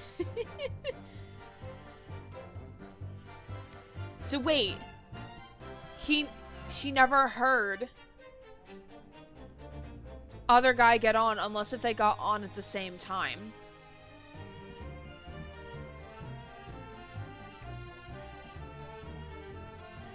Did you hear me? Yeah, I was sorry. I was thinking to myself. Okay, okay. I was just like thinking in my head, like, what? Why? He wasn't already in there, right? No. Cause like she got in when they were still like at like the station before they hooked up the horses to the actual omnibus. So how the hell did he get in without her hearing him? No, she heard McGilda get on. Yeah. And then he went to sleep. Then like the horses stopped and started. Never heard the door open again. So That's what I mean. victim must have gotten on at the same time as McGilda, and McGilda's lying about it. I guess so.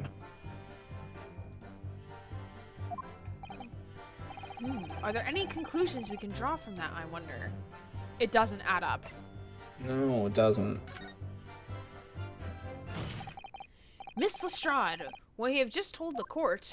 Oh, he pointed! He's pointing at you. He's pointing at you on playback.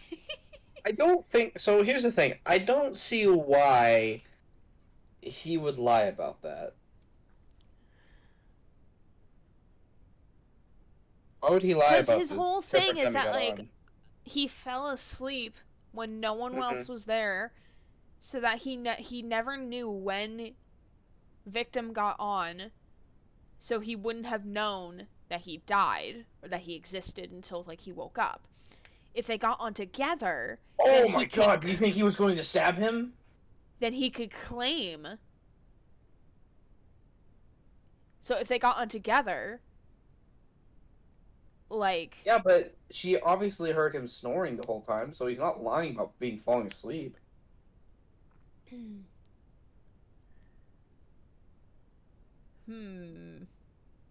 So the only other thing I can think of is like there's another entrance.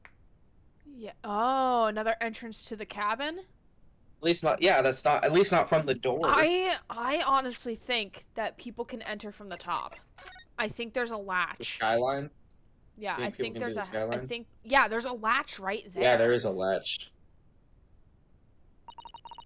It's the roof deck of the omnibus. You have a wonderful view.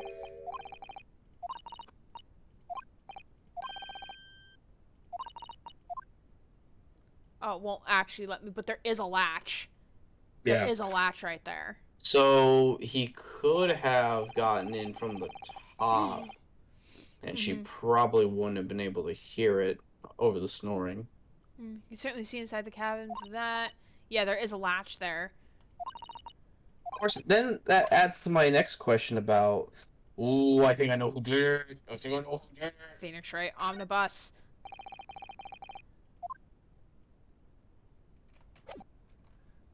I think it was fair play. Because if he was mad about His loan had to and- be repaid immediately. not just the loan, but if he was, let alone if he was mad about not being able to get into the carriage from because the door was locked. My guess is that whenever our Irishman here got in, he locked the door anyways, and I believe that. Mm-hmm. So I'm guessing Mr. Fairplay, whether he saw him right there or whenever he went to go talk to the guy via the skylight door, found out it was him. Mm-hmm. He's like, well, this looks like my time to shine. Kill him. Or set McGilded up. Also true. Or maybe Rice actually tried stopping Mr. Fairplay, and he didn't appreciate that. Maybe.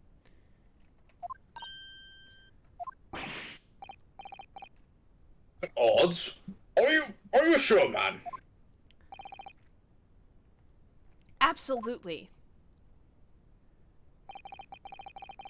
It seems my learned Napoleon's friend is not as dull-witted as I feared. Oh, he thought we would be dumb, but I'm glad he doesn't think we're dumb.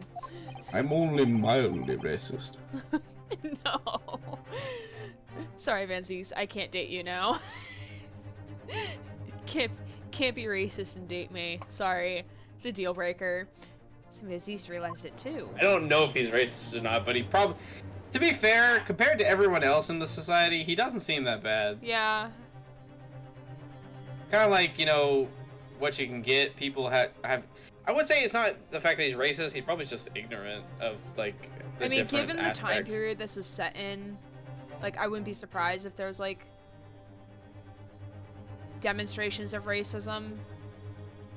There's like passive racism. You don't even realize you're even doing it. Mm-hmm. It's more like what he's doing, I think. It's not active. Also, I mean, the judge seems to be pretty open-minded, honestly. Yeah. I must insist that you bolster your claim with evidence or some complicit party's name at the very least. Yes, my lord. I expect you to demonstrate this alleged contradiction into the court. According to Miss Lestrade, whilst she was hiding in the omnibus last night, she heard nothing but the sound of Mr. McGilded snoring. But think, Renosuke, think! Double slap. Purse those lips. I'm assuming it's to show a person and it's to show victim getting on board. It's a show person, and it is, yeah, the victim, yes. Okay. Great. I'm smart. Very well, my lord. Allow me to elaborate. Wow, he did a full death slam without, like, hunching over like a little plebey boy. Wow. We love character development. On a BB boy. Plebey boy. On a particular sound that Miss Lestrade could not have failed to hear on the night in question. The sound very clearly explained by the presence of the following person. Victim! Take that! Nice firing, Mason.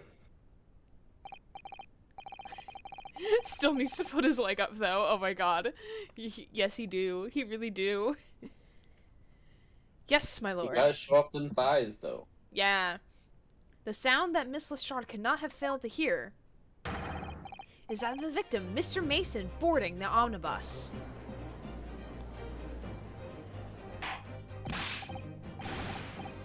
Order! Order!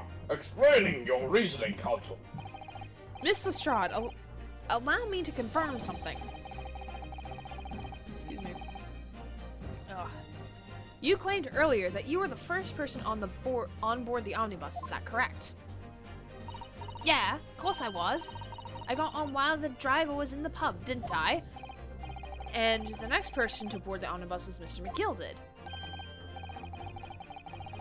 That it was. Not a soul was in the cabin when I climbed aboard.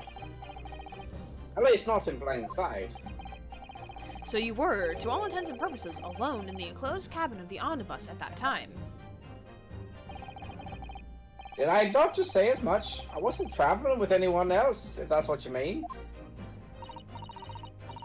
Yeah, I saw him get on, remember? Through the crack under the seat cushion. He was on his own for sure. I made her Irish, I'm sorry. And from what we've heard, the carriage made a number of stops after that on its onward journey, during which time did you not hear the door opening or closing at all?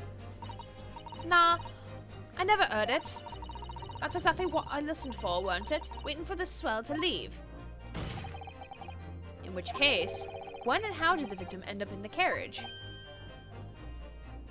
Oh, We know that the victim collapsed inside the enclosed cabin of the omnibus. Therefore, Miss Lestrade's statement about what she did or did not hear is at odds with the facts.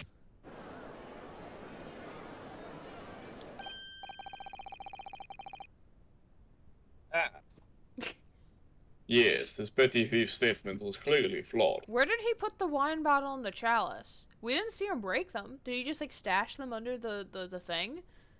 Just like I'm about to stash you, yes. Lord Von Zeeks, don't stash people under your desk. Yes, he knew. He knew all too well that there was an inconsistency in Miss Lestrade's testimony. God, the muscle... Oh my god. The way he laughed, that animation for his small laugh was was very appealing. It would seem words of thanks are in order for my learned friend.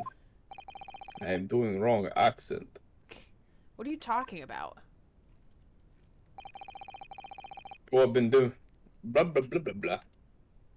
You have demonstrated matters impeccably. Oh, he's gonna claim that McGill did... Wait, no.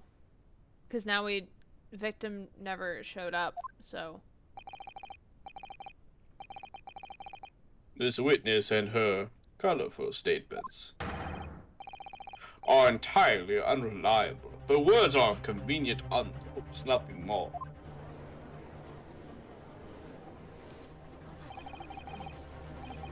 He's dead, right?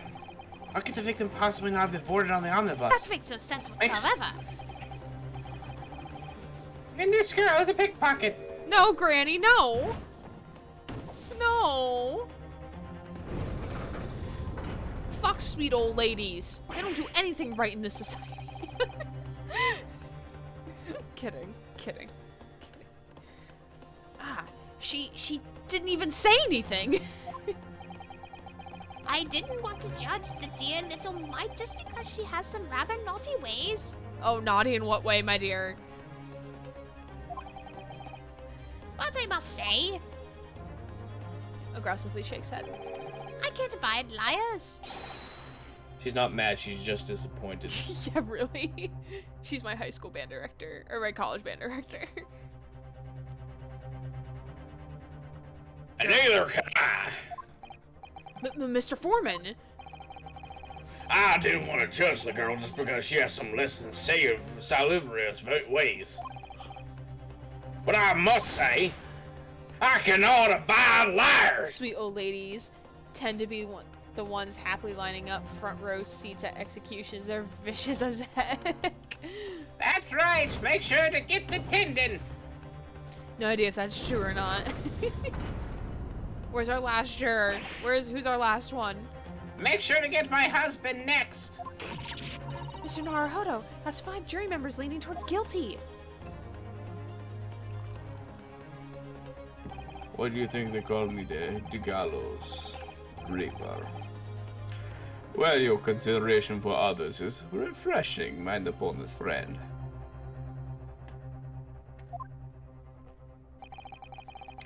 To the considerable troubles you have spared me.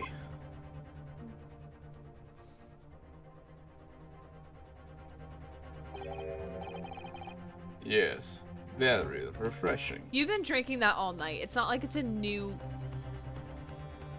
different alcohol, my guy. It's always refreshing to see a new point of view, is what I'm saying. Ah, what are you playing at?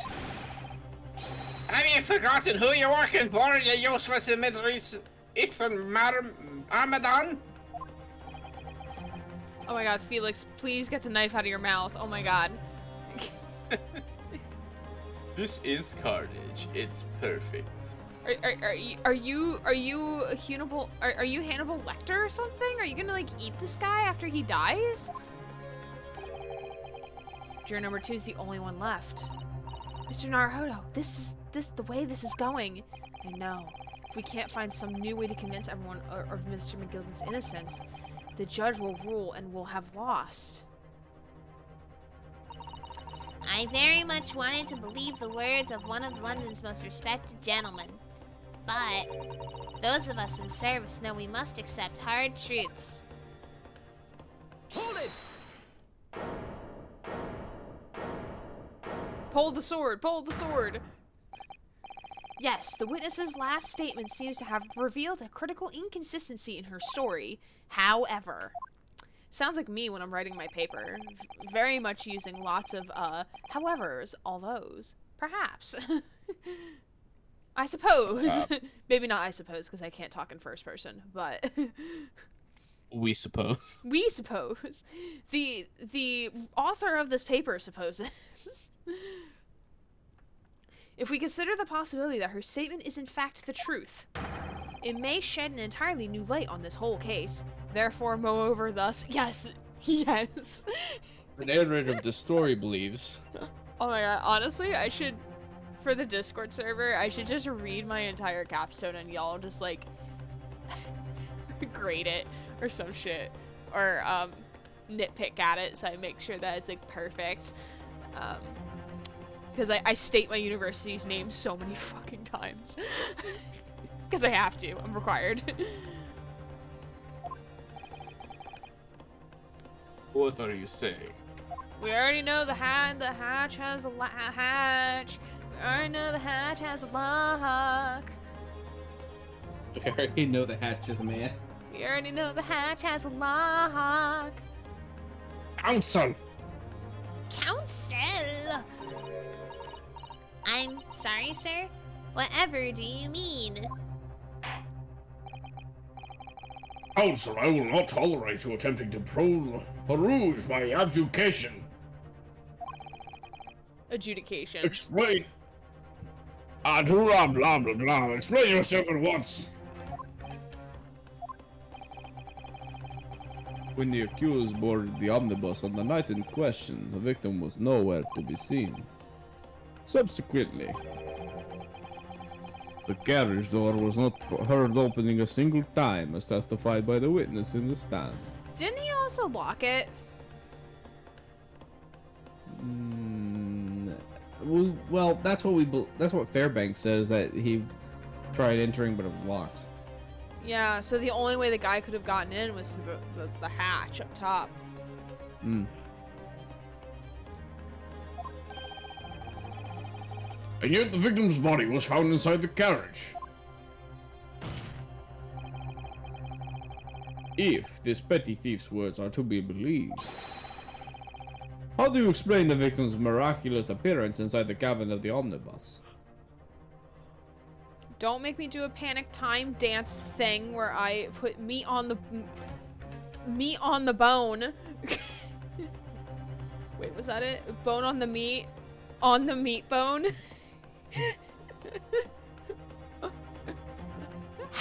Lock on the hatch. Danganronpa references we stand. On the meat bone.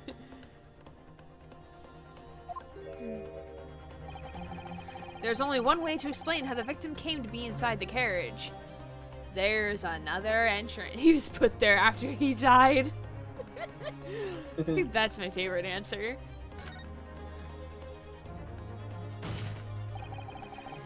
If the door wasn't opened even once, the only explanation is that the victim entered the enclosed cabin some other way. I wondered what new fantasy you could come up with in your blind panic. But behold, the omnibus is here for all to see. I'm still fascinated by how they got this whole omnibus inside the courtroom. Disassemble and reassemble.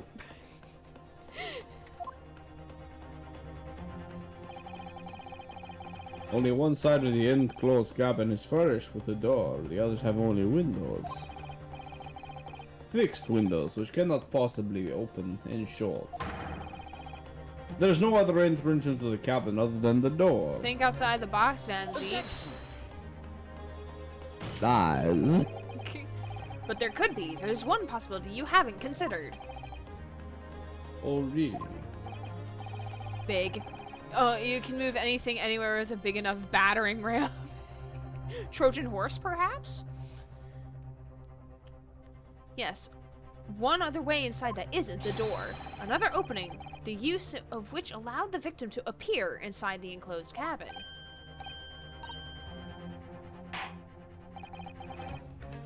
Alright, Counsel. Let me point it out. I'm ready to point it out. The defense will identify the location for the court. I'm awake now. I don't know what happened, but I'm awake. I'm tired. Here is the omnibus on which the incident occurred. Where on earth is the entrance by which purpose the victim entered the cabin?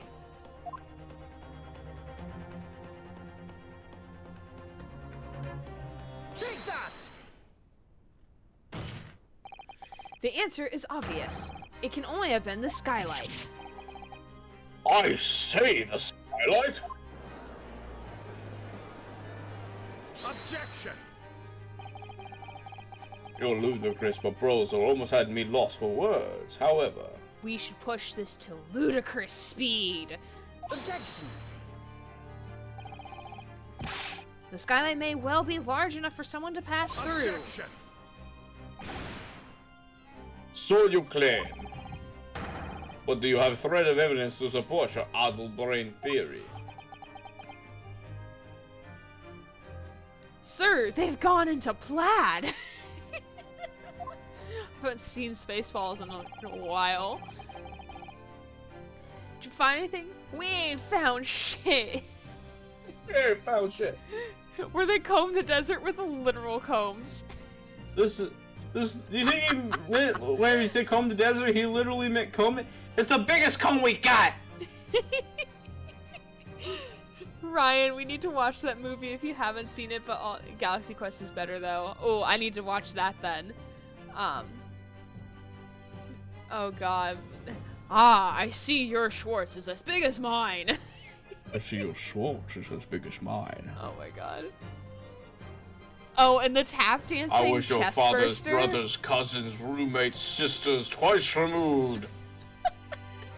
That's how we refer to the groundhogs I see everywhere. Cause like at my dad's house, there's a groundhog that lives under the shed.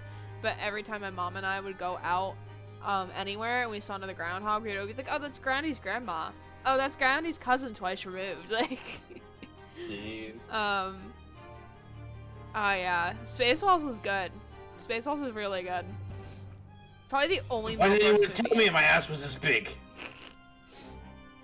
The tap dancing chest burster I think was my favorite though. I think Pizza Hut was pretty funny. I don't remember all the little nuanced bits and pieces. I saw it like years ago. Fair enough.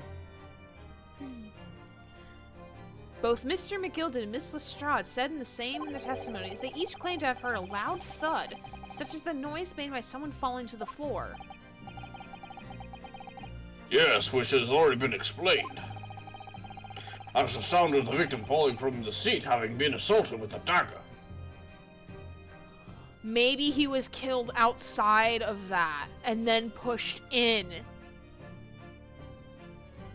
Possibly. So killed on top of the omnibus And pushed in. and then pushed in. I have to go to the bathroom. I'm about to die. Okay, go ahead. I'll stay here with chat. Hi, chat. How are you? My voice only lightly hurts, which is fine. I'm still relatively tired.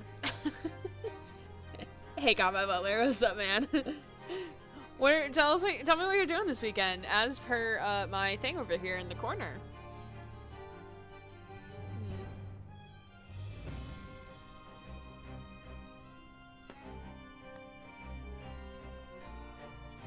Oh, wait, I'm also gonna check Discord. Discord. Discord.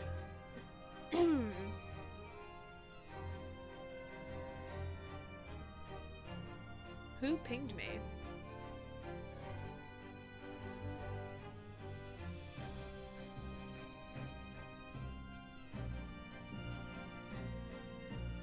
Working on my thesis, that's it.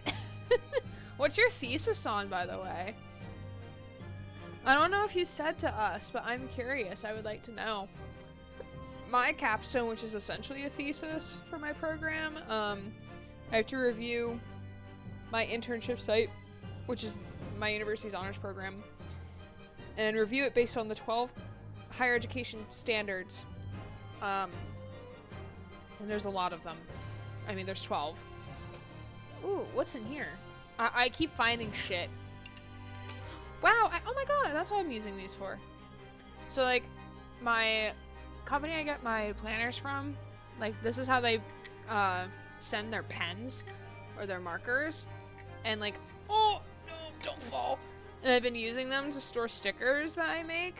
That, like, I hand make these. So, like, I have different pride stickers. Yeah. I made the design, and then I made them actually be stickers. If you want stickers, let me know. Of any of my art that I've made, I'll make stickies and I'll send them to you. Very cool. I have to make other Pride ones too, because there's like very many flags and... Ooh. Oh, hey, what's up? Hi. I'm back. How was your trip to the bathroom? I'm glad you didn't fall in. That would have been tragic. At least then I could have slept for a bit. Huh? I said at least then I could have slept for a bit. My thesis is on the effects of climate change on small-scale streams in southeast PA, based on daily stream flows for the last 12 years, and I'm using satellite imagery to rule out new development, etc., as causes for changes. That is impressive. Are you looking, like, is this, like, thesis to publish? Like, I know you have to do, like, a thesis for your program, but, like, is it to be published at some point? See, Combat Butler is, like, big brain. I'm, like, medium brain. I was really wanting to make a joke about how I can't believe that climate change can affect live streams via just specifically the southeast Pennsylvania. Oh my god, that's actually a pretty good joke. Well, that's what the professor wants. Yeah, go get published. Do it. Go get peer reviewed. Do it.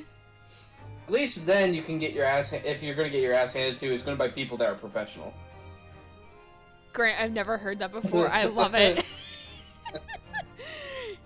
If you can, put it in the acknowledgements. I would like to acknowledge the voice actor Grant on Aaron Gray's streams for coming up with thinking as live streams. Although I may not be big brain, I am very much a funny brain. Funny brain. Ryan is a smooth brain, and he's trying to convert me to be a smooth brain. He's also shit poster brain. Just tell him that you got too many crinkles. I do have too many crinkles.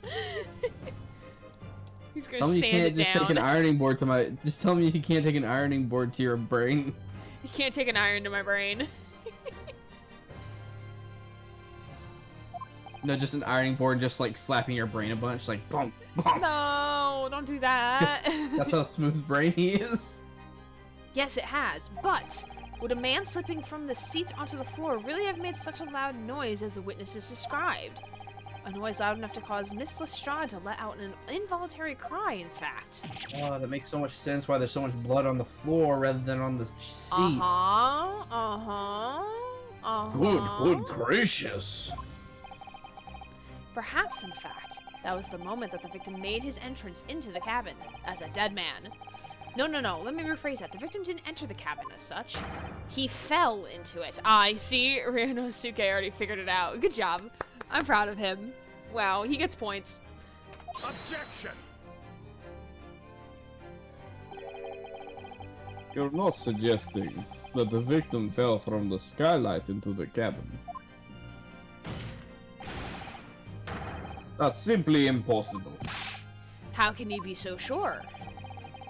Because if the victim had fallen inside through the skylight, as you say, the passengers on the roof deck would have seen it happen.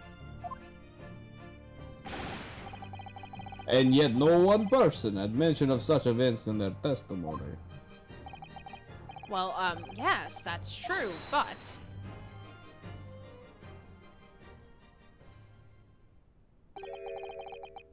Might the humble fella make a wee comment here?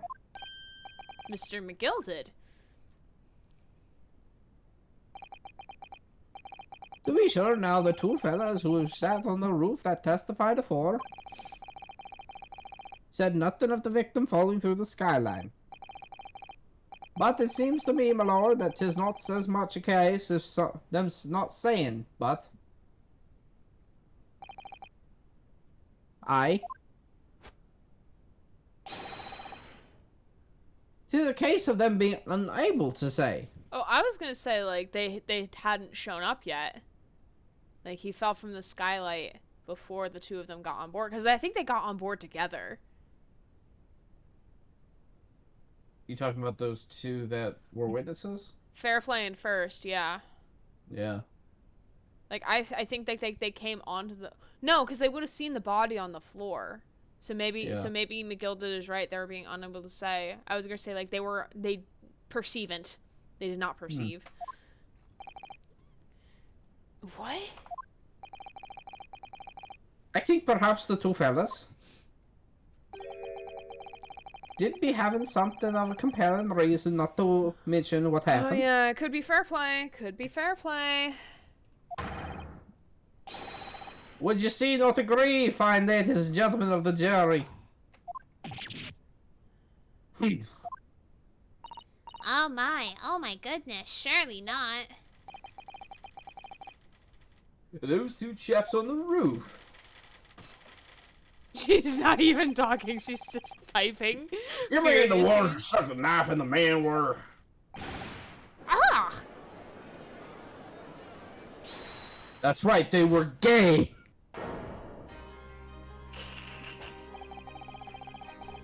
Now, just what exactly are you insinuating here, you particular... I thought we said he was Australian. Oh, right, we did. Australia. Just what exactly are you saying here?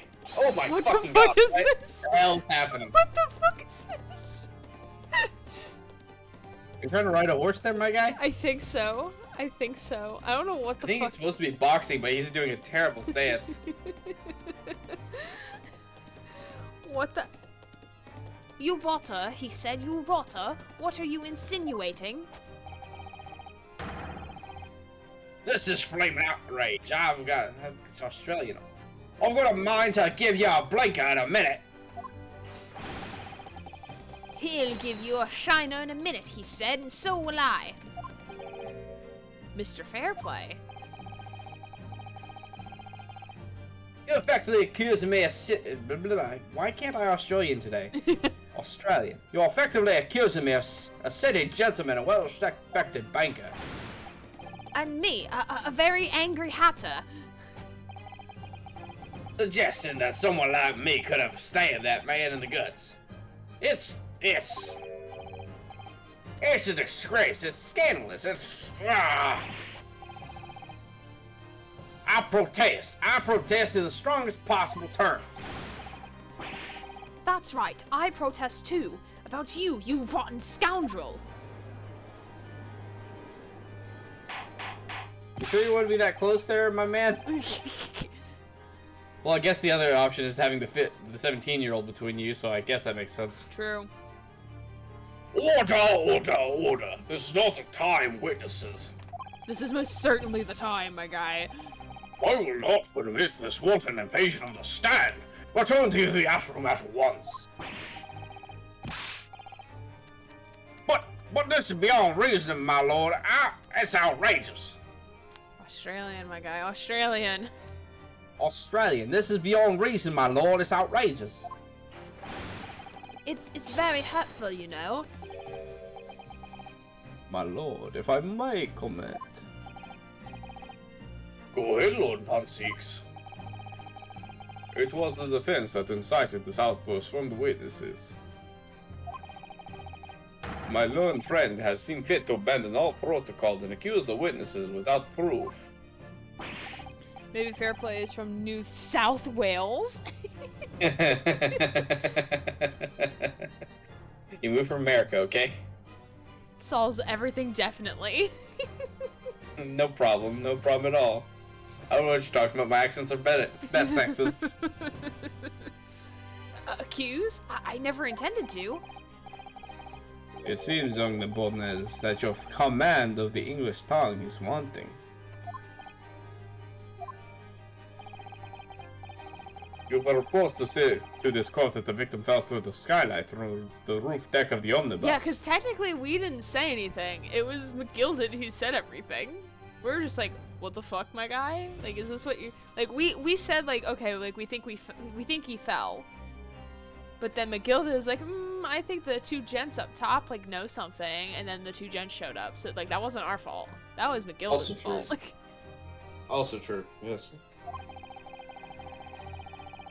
That hypothesis cannot possibly stand without the proof. Rooftop passengers being unaware of the events. You have branded these gentlemen liars and have intimidated their criminal guilt. In our British court of law, this is termed a baseless accusation. oh, is Susato gonna pull out her little book? I know I was rash to pull this idea forward without any actual evidence, but you can't just dismiss it without a second thought. What are you wasting time for? Get them to justify. I thought there was something fishy about that half from the moment I laid eyes on that fella. We have to see if the murder through now, one way or another. At least the jury's behind us and wanting a testimony out of these fools.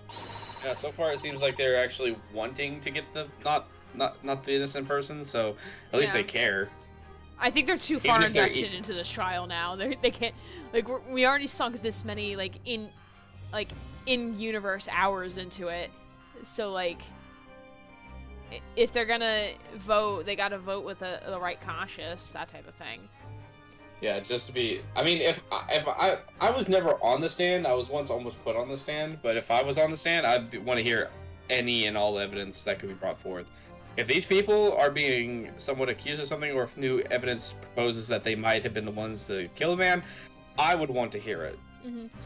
If there's filth and rajesh in our midst, we must dispose of it at once. Should've fucking made it rhyme. Testify. No, wait, Oh they're my God, chanting. it's saying The it. game, people in the game are actually chanting it. It looks like the crowds are on our side today, boys. What's happening, Mr. Naruhodo? The spectators in the public gallery they're in complete frenzy. They want to hear the true bitch. Mr. Fairplay and Mr. First, after listening to the chanting in my own court, you're gonna have to testify. Wait, maybe Mr. Fairplay is supposed to be in a play on words for foul play. Possibly. Also, could just. And also fucking Lady First. Lady First is the first one on the fucking omnibus. I like how they're now all concerned now that everyone's like, we don't really want to testify. You will take the stand again and make another formal testimony. In reference to the incitement brought by the defense. Indictment. Indictment. Incitement. Well, you see, yes, my lord. I didn't come here for this. There's no time to think this through. All I can do is keeping pushing forward. That's good English. That was not properly translated. Mr. McGilded is very good at his job. He's a sly man. He very easily incited them to come back onto the stand. Good job. Yeah, good for him. He gets cookies. He gets cookies for that. Australian. We were the first two people on the roof deck dead of alive, I can swear that. If anything had happened where we were sitting, don't you think one or the other would have noticed?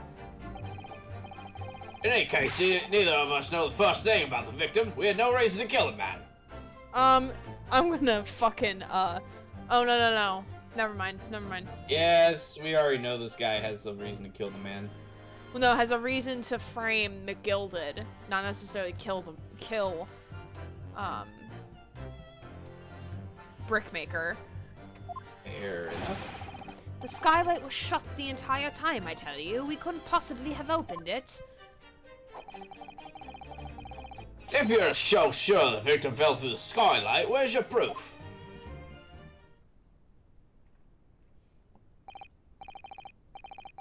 I must say that on listening to this testimony is somewhat hard to imagine.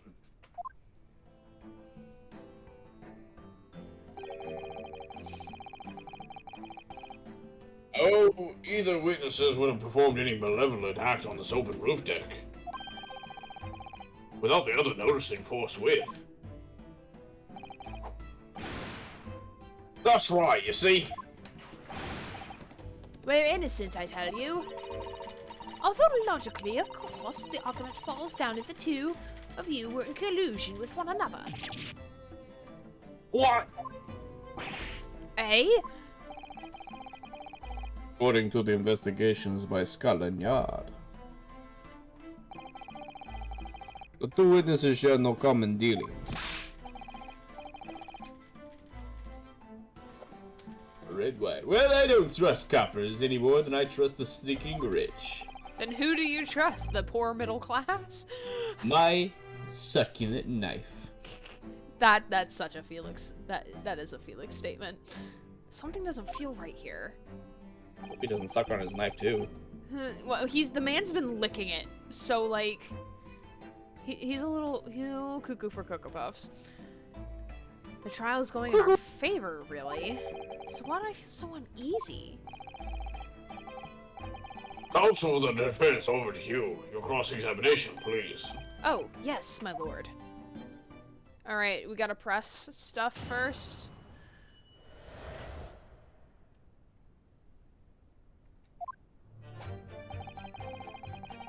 He can actually, never mind. You're gonna say suck the knife? I hope not. Nope. We have to press We have to press two statements. Do they have to be in a certain order?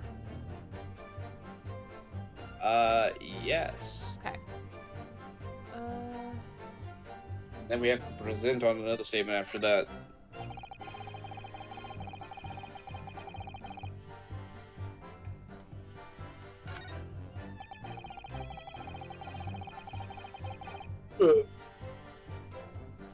I think I have to press on this one.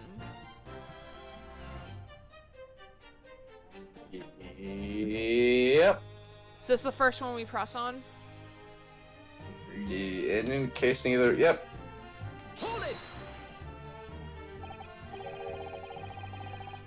So you had never met Mr. Thrice-Fired Mason before. Oi, Lenny! No, not once, never! He'd never met the man before, he said. Never. What are you, his cheerleader? Mr. Lady first, more like personal cheerleader for fair play over here. Or like horse rider. Yeah, whatever the fuck his like fighting pose is, God. And He's gonna have a fucking broken back by the time he's 30. and you, Mr. First, had no prior dealings with the victim either? That's right, sir. Hatters don't have much to do with brickmakers, to be perfectly honest, sir. Oh, no, I imagine not. Don't you need a foundation for your hat making shop, or do you just do it out of your mom's basement? You see, not many different ways can I put this. Neither of us have a remote connection to the gentlemen who were inside the cabin. Ah, and of course, he's like, actually. Excuse me. Actually? Mr. McGilded? I see you snickering out of the corner of my eye. Yes, counsel, what can I be doing for you? Did the witness's last statement give you pause for thought somehow? Not the remotest connection. Is that right now, I wonder? What are you insinuating now? Aye, Mr. Fairbright, has been so long, so it has. Aye. If I'm not very much mistaken, I believe 'tis fast approaching, is it not? Your repayment date. I beg your pardon? You borrowed 20 guineas from me, sir. At a considerable rate of interest, you tricked me. It's extortion. Well now, it was a touch of begrudgery, is it? The sort of begrudgery that might motivate a fellow to pass his crimes off one another. Oh, He did not like that. And young Mr. First. Me, sir? What do you want with me, sir? You'd be making hats for a living, do you not? Well, that there top hat sliding off your head, is that one of your own creations, is Oh it? God. Oh, well, I'm still just an apprentice, you understand. I'm learning to find the perfect fit for whatever fine gent walks through the door. Perfect fit, is it? Well, 'tis a very distinctive design, so it is. That's one way to put it. Many customers like it, I tell you. They like a distinctive touch. Customers, such as thrice-fired Mason. Oh my god, his hat looks exactly the same, doesn't it? Oh my God. Oh my God, yeah. Holy fuck. Wow, amazing. Wow. I just thought he had it because he was like poor. He does have a coat that's too big for him, and I do believe that he probably is just bad at making hats. Oh no, I meant Thrice Fire Mason. I thought Yes, he had he the does. hat. Very because- distinctive hat. There was a photographic print of the victim submitted as evidence before, my lord. Oh, yes, this, you mean? The hat slouches. I can't help thinking the poor fellow's hat looks distinctly familiar, wouldn't you say? McGilda is now his own defense attorney at this point. We're just kind of like vibing in the background. Vibe. Oh. That's one of my hats. Aye, that it is. It must seem the brickmaker was a customer of yours. The sort of customer I'd wager you'd have had a wee quarrel with over the distinctiveness of the goods. Oh, no, sir. Absolutely not, sir. Well, there's really nothing more to add. It wouldn't be right to say that the two fellas here haven't the remotest connection to the victim, you see.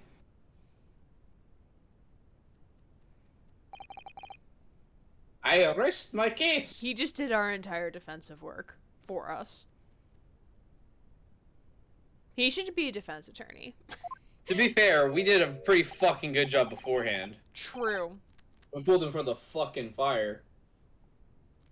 You little weasel.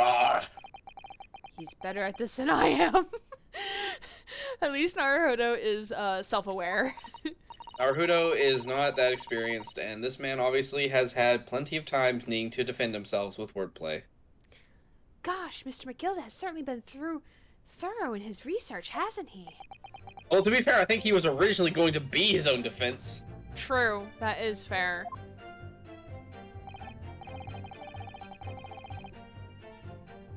Please don't let me little interruption hold up the proceedings. Hey, I got an achievement called Hat Hunter. Hmm.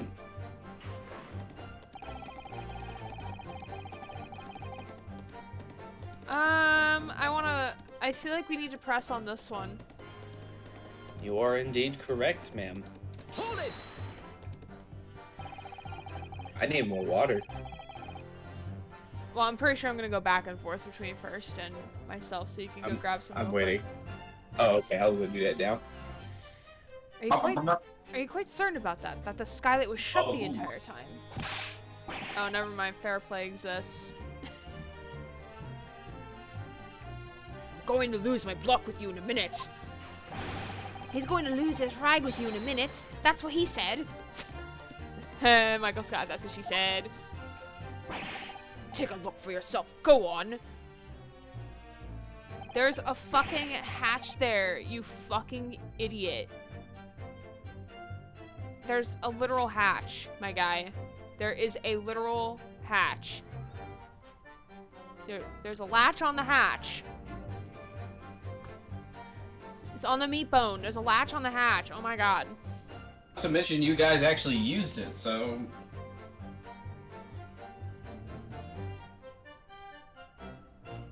Are you fully back now? Sorry, I was spraying something. No, you're good. You see, it's shot fast now, just like it was on the night. So it is, of course. A fellow the size of Mr. Mason could likely break through it, still and all. What? Just looking at the size of the thing, you understand? Ah, now you hold on there a minute, sir. Size of the things means nothing. Not so. Let's consider the bigger picture here, shall we?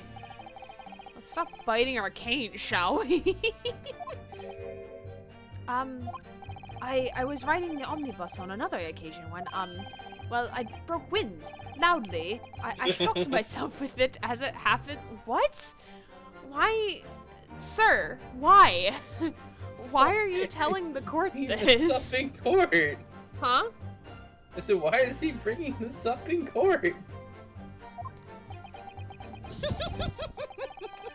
This is an unexpected confession, Mr. First. I nearly spat out my water.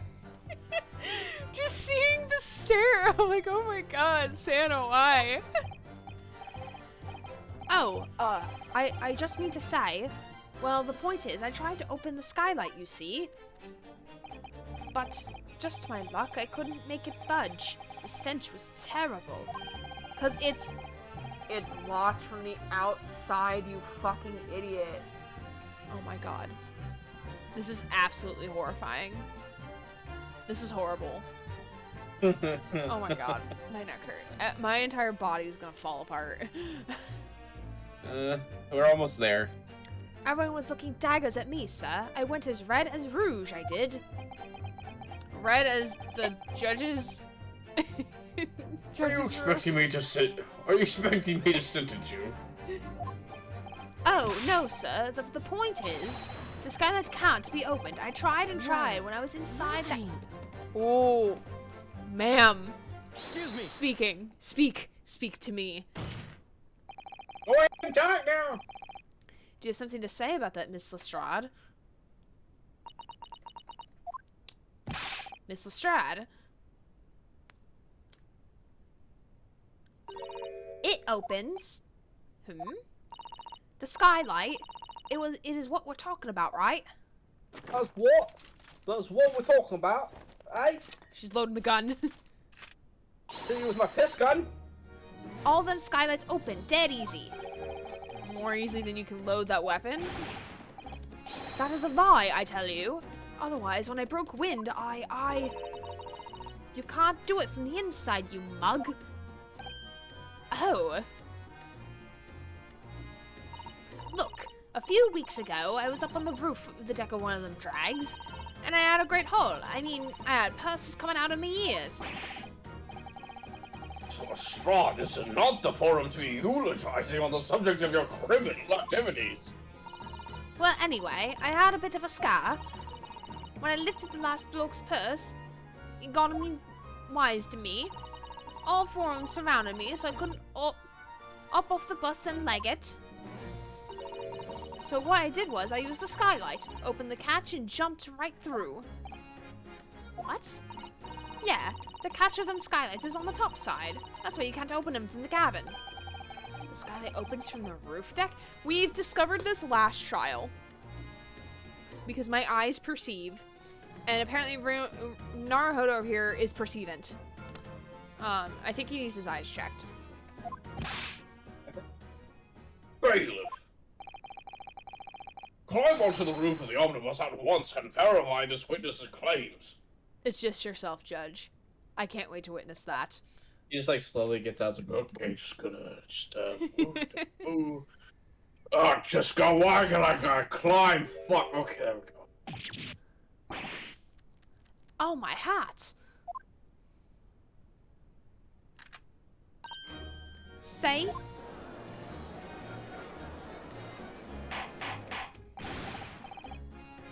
Order! So it appears the street girl's statement is quite true. I don't believe it. The skylight opens. And from the roof deck. Mr. Naruhodo. This could be the clue we've been looking for. Well, counsel for the defense, please continue with your cross-examination. Yes, my lord. So the skylight opens. Perhaps I should investigate for myself. Alright, so we're gonna be made to investigate this. Yay.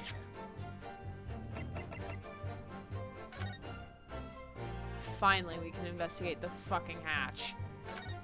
Now look, it actually opens. Who would have thought? So the skylight was fastened shut before, but now the catch has been undone. We should be able to open it.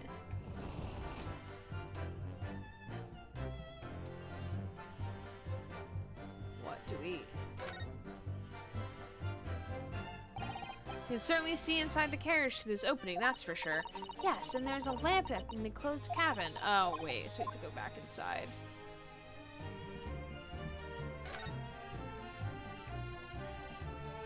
Come on, you don't have to talk about this. We already did this. Come on, just go inside.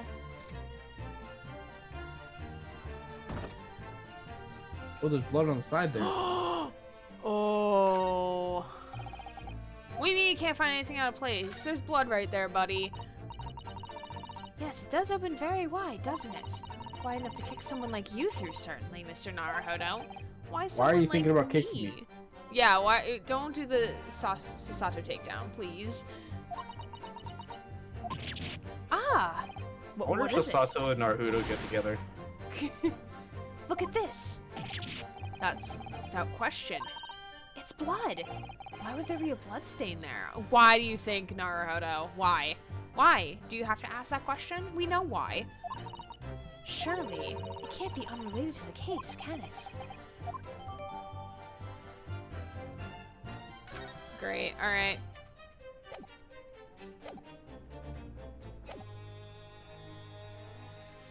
The victim fell through the skylight was your proof, and we're gonna present the omnibus.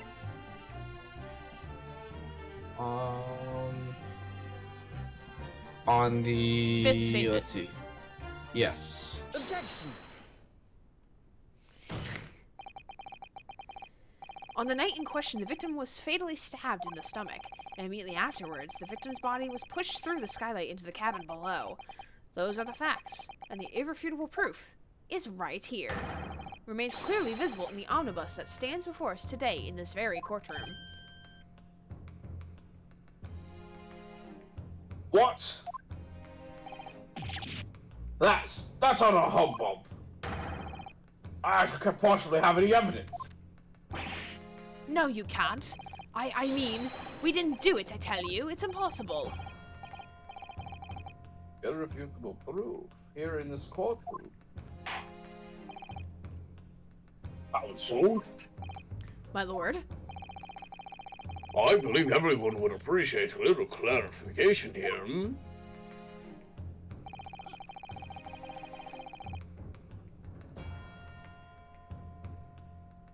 Exactly where within the omnibus is the evidence in which you allude?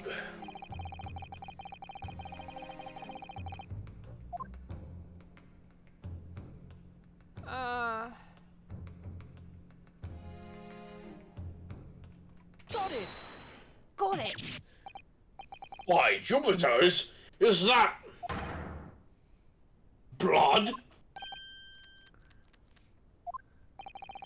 This bloodstain proves two things. Firstly, when the incident occurred, the skylight of the omnibus was open. What? And secondly, the victim was already bleeding when he fell through the opening. Oh my! And so it follows that Mr. McGilded, who was inside the enclosed cabin himself at the time, cannot possibly be guilty of his crime. Oh.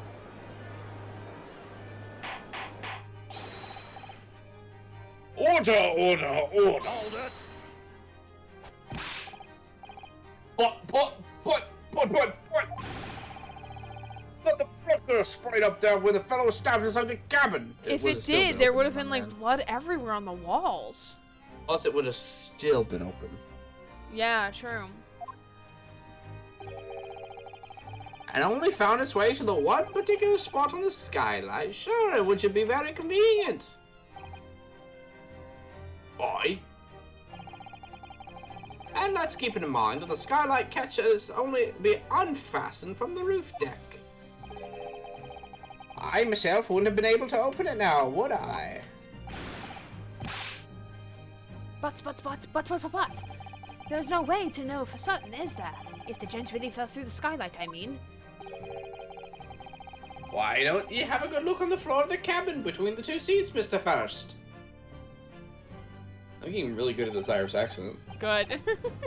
It's all too plain if you see. We're probably never going to see this guy again, unfortunately. Probably not.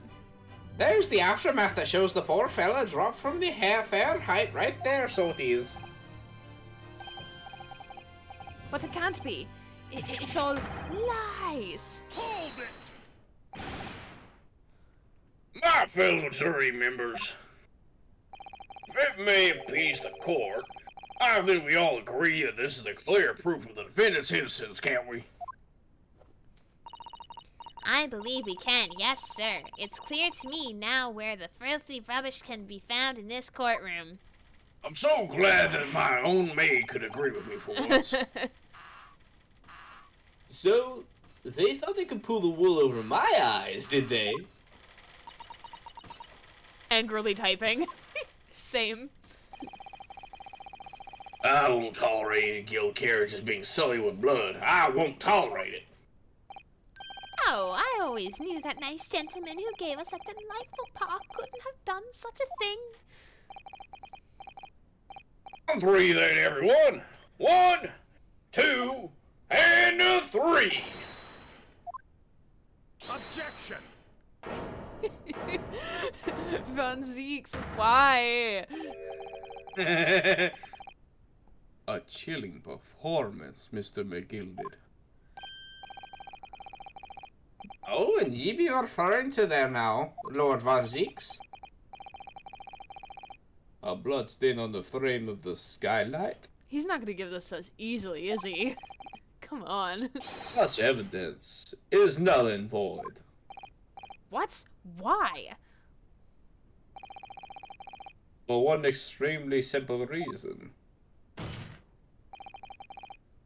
A smear of blood never existed. What? What the What? fuck is he?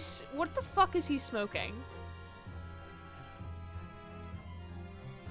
Huh? Objection! What are you talking about? It's there for all to see, and it's clear. Oh, he's gonna state that because the luggage, we stated that the luggage had been removed from the underside carriers as someone planted this evidence. That's what he's going to say. That's a lot of things to do in a short amount of time. I personally attended Scotland Yard investigation of the omnibus. Officers involved went over the carriage with a fine-tooth comb, but did they open the actual like door? Did they You- use? you Did they didn't use know the? it Did could they use their open. smallest combs they could find? You didn't know that it could open, apparently, Von Zeke, so obviously they didn't open it during the investigation. So I can state with absolute certainty. No such smear of blood existed in the carriage. At least not until this trial began. But Are you suggesting, Fonzix, that this stain of blood was... Fabricated, my lord? Yes, and while this court has been in session. what? I like how the prosecutor is like, it feels like he's also bullshitting at the same time the defense is also bullshitting. It's just bullshitting each other until one It's a wins. bullshit contest at this point, yeah. What the palaver? I must say, I didn't expect such crude reasoning from the prosecutor of your standing, Lord Van Zieks. I'm Magnus McGildy, the fella known all over the capital for his fine contributions to public life. I don't take kindly to slander, and I'll fight it to the bitter end. Even if it's rolling off the tongue of the reaper of the baby. Fucking trying to transition now. Mr. McGilded, Is he gonna strip off another article of clothing in order for the showdown to continue? I'm sure you will appreciate that, young one. I realize that this is your first appearance in court as the accused. However, I am well aware of your involvement behind the scenes in a great many affairs of dubious nature. You're very adept when it comes to avoiding getting your own hands dirty. And each time it happens, there's the case where your involved is investigated, you adapt the facts. Adapt the facts? What does that even mean? Casually pour. What is this, his fourth glass of wine? Sir, I don't think you're fit for duty at this point to be standing as a I don't prosecutor. drink the whole glass, I take a sip and then pour it back. Either that or crushes the glass. That is for the effect of the red blood spray. When you wield a fortune the size of Mr. McGill's, however ill-gotten it may be, nothing is impossible. Tampering with evidence, manipulating the scene of the crime, bribing witnesses. I trust your ability to concoct the most convenient of stories, sir. That Lord Arnsix, this will not do, to be sure. Wait now, counsel. Oh, no. I think it's fair to say this does all sound like a rather far-fetched excuse for a desperate man. The blood on the skylight doesn't exist, you say?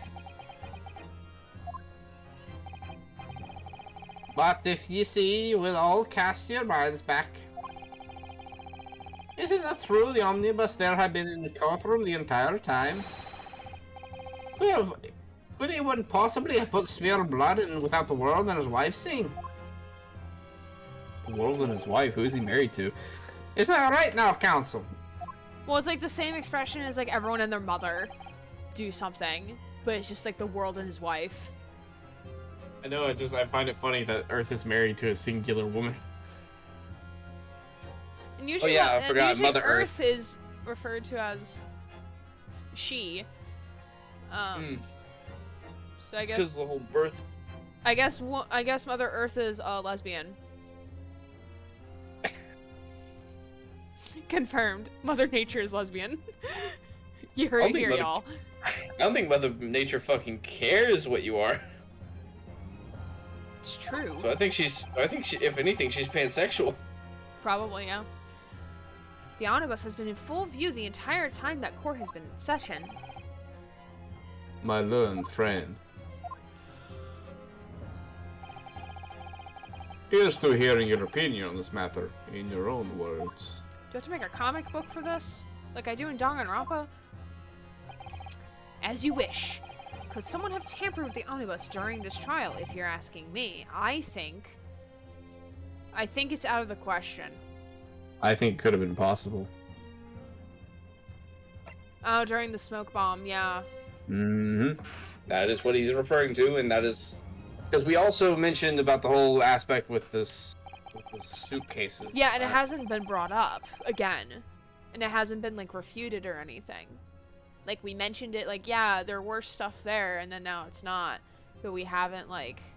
That's being brought back up. Yeah. As a defense lawyer, it's my job to advocate for the defendant as best as I can. But still, I feel as though there's something even more important at stake here. Yeah, your ability to be a fucking lawyer and staying in England? Yeah, that's also at stake, buddy. Did we forget about that? There's no evidence to suggest that the defendant did as my learned friend suggested. However, in terms of having the opportunity to carry out the alleged tampering, there is one possibility. Oh, Good gracious! Explain yourself, Counsel. He keeps offering me wine, but doesn't give me a glass to share. What the fuck, man? How Yes, rude. there it is. You're rude. He seems to learn upon his friend has no intention of running from his deceit, so he must lick the end of my book. Deceit. I'm sure everyone still remembers clearly the recess that we were forced to take. As a result of the smoke grenade fired by the witness currently in the stand, Miss Gina Lestrade.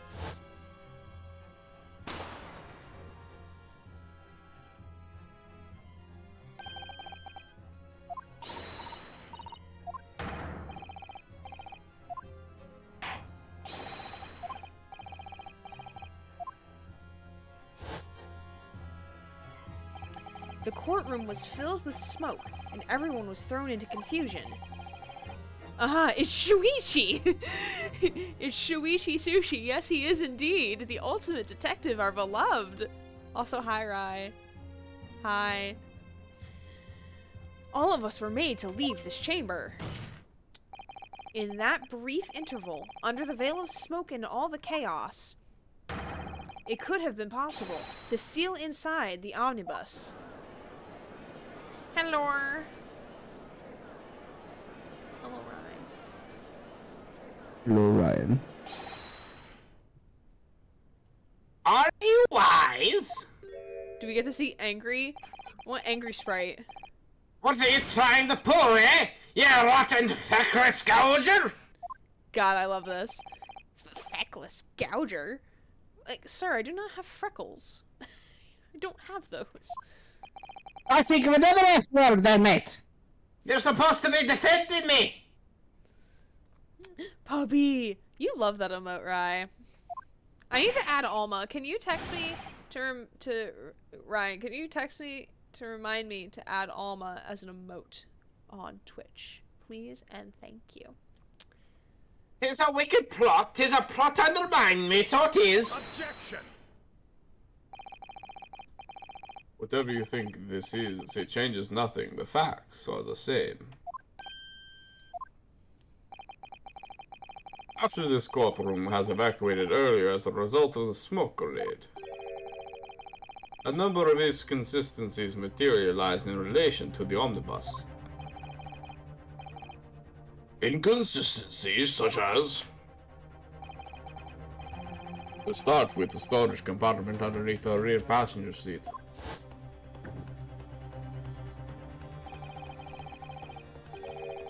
When the police investigated the omnibus, this compartment was full of driver's items.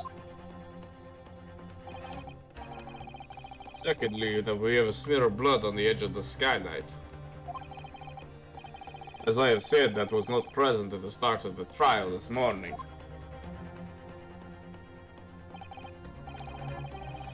Unfortunately, Lord Fonziques, no one is able to corroborate your claims. That's true. When the omnibus was first wheeled out, both the storage compartment and the skylight were shut. Accordingly, I'm afraid to say we cannot establish with any certainty if this evidence is the result of tampering or not. Indeed, my lord. No doubt there is not a single person who saw fit to verify such things. what do you think? Sorry? About the omnibus. Is there anything else unusual about the omnibus? I have an inkling. I mean, I wouldn't know. I'm confused, so I'm gonna say I have an inkling. My lord. Wait, because Yes, I don't Counsel? think there was blood on the floor. I think you're right. I don't recall, because we would have seen it upon entering the omnibus the first time. We would have seen it, and it wasn't there. Because I think it was brought up at some point that he fell over, and I said, no, that's not possible, because there's no blood on the floor to show that. What the fuck is happening in this trial? What is happening?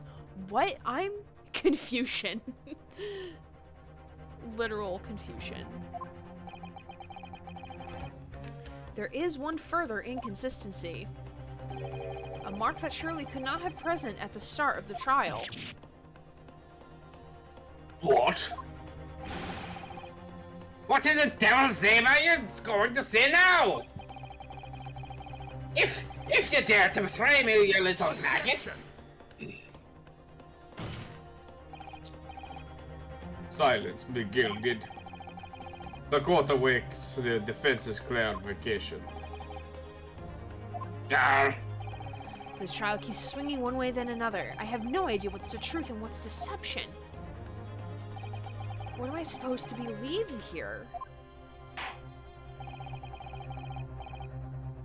I shall have to ask you to elaborate, Counsel.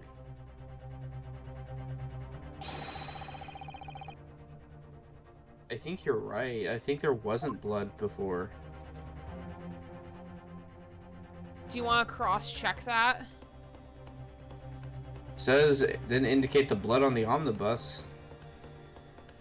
On the floor, exactly. Hi, Soupy. How are you? Welcome. Welcome to stream. If we consider that the victim fell through the skylight onto the floor of the cabin, you would certainly expect to find signs of blood where he landed. But as far as I recall, this bloodstain on the cabin floor was not there when the omnibus was first brought into the courtroom. Oh, Lord!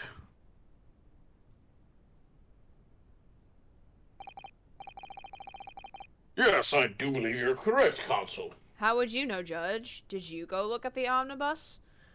Maybe I did. You don't know. Dang it, Santa!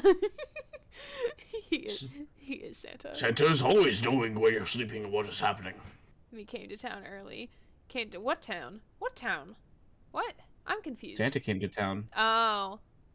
Came to town early. Yes, he did.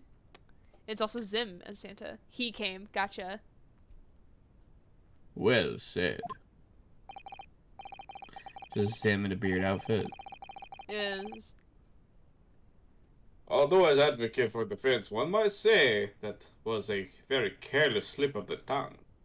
I don't think it was careless. Like, we're actively pursuing the truth. Like, as much as, like, we want to show Strongheart that we can get a not guilty verdict, like, I think Naruhodo values a truthful sentence. Like, to find the truth over... Maybe that's the ultimate test. From Strongheart. Because, like, we could have lied. Theoretically, we could have lied and said, like, no, there's no inconsistencies. Or, like, we could have said, like, no, nothing was wrong. But I think Strongheart wants to see that we're actively looking to pursue the truth and not try to just get whatever verdict. I think that's what's gonna happen. Unless if another twist happens. And Aaron, hi, Soupy. Grant, could you just keep chat company for 2 seconds? I'm gonna put my cookie dough away. Sure, I guess. Hi, chat. I'm the guy that voices Sure, Santa you Claus. suppose. Oh no, it went buffer. Oh no, it's back. There we go. Hello, Soapy. Hello, Butler. Hello, Ryan. I am okay. I am tired. I'm very sleepy. Work sucks, but it is hopefully going to get better. I might have an impromptu vacation for a week. Sorry to hear that, Soapy. I hope you are doing well, everyone. Butler, Rhyme, Soapy, and anyone else that's not in chat.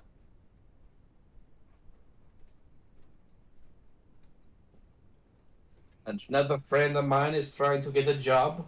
She's having some difficulties.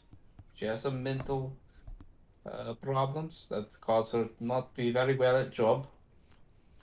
I returned, and I ate half Welcome of back. a sausage patty. Why do you not eat whole thing? I ate the other half yesterday. Oh, okay. They're really small. They're small, but like they're thick. Cause I got Thick sausage. I get That's not so big. organic packaged meat sent directly to me instead of me buying from my grocery store, because I don't trust my grocery stores near me to have like decent meat products. Also they taste better. So they have like this ground sausage. It's actually really good. I don't need to add like any spice to it or anything, or to salt and pepper. But like I take it and I like put it into like small patties and I cook it. So I made some with breakfast on Sunday. So I've had like the leftover ones, and like whenever I'm hungry, like late at night, like right now, I'll just like eat half of one or a full one. Cause like it's usually protein I crave, not so much sweets. Like sometimes I do crave sweets, but usually like when it's like late like this, I'll usually crave Are you saying the grocery stores are selling indecent meat? Well, like, I don't have a Wegmans around me. I would go to a Wegmans and get, like, decent meat, but, like, it's not, like, I don't know. I like, I get from Butcher Box, and, like, Butcher Box is pretty good. And I don't usually have to buy meat from the grocery store. The only thing I buy from grocery store is chicken. Usually chicken thighs. That is what my company does. Mm-hmm. Yeah. Dang it, all my apps keep freezing up. Well, maybe Aiden Pierce is hacking your phone, Soupy. I don't know. He's trying to give you that boost. It's not working. Ooh, after this trial, I'm really gonna have to go. Do you have to leave by a certain time? No, I'm like fading. Oh, as you get meat from Costco. There's a Costco like 30 minutes down the road. But I also don't need bulk. I just need like, a couple of this cut, a couple of this cut. I don't need like 6 New York strips. I don't need that. But usually I get like the 2-month box, or like it's delivered every 8 weeks. Because I'm only feeding for myself and sometimes Ryan when he's here. But yeah, after we're done with it, I did not expect this trial to go this long. I thought you said like, we're almost done. Like We are. 3 hours. No, That's when you said almost done 3 hours ago, I thought you meant like, we only have an hour left. But no, it's 3 hours later, and here we are. We literally had only 3 testimonies.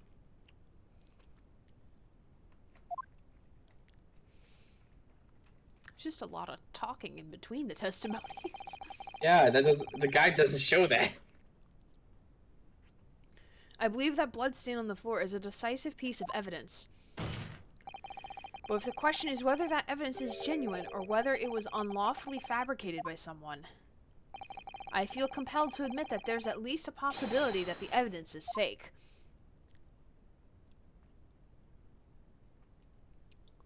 Van Zee says like, I like you. You are a decent chap.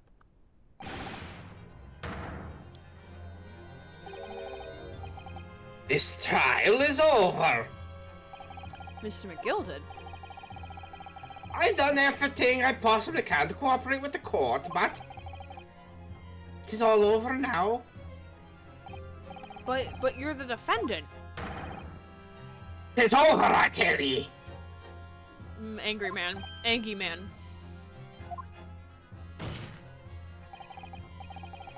Memory, recollection, what people think they saw is all the nonsense. Facts are what counts, and the fact is that bloodstain is there, now. Oh, well... And over the course of this desperate trial, long and extremely drawn out as it has been... Also, if the bloodstain was on the floor, wouldn't have, like, someone tracked in it?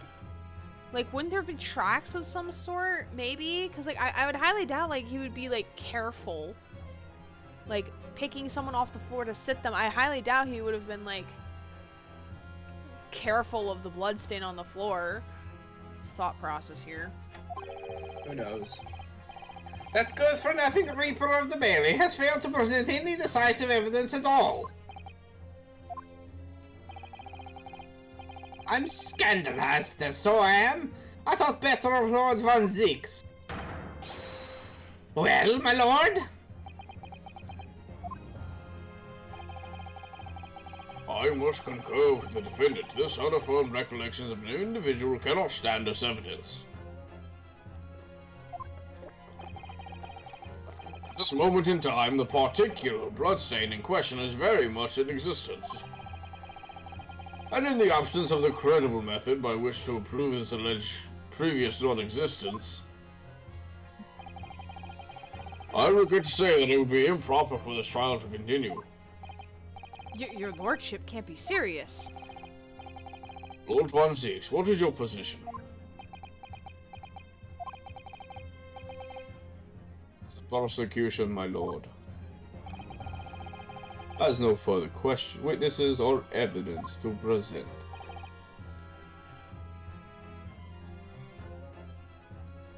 Very well. In that case, as I believe we have explored every possible avenue in this matter, I shall proceed to my adjudication. Adjudication. Adjubilation. As a formality, I am of course obliged to confer with the defense first. What formality? As things stand at the moment, it would seem that Mr. McGilden will be found not guilty. Yes. Which would mean we've won. Is that really the right outcome here?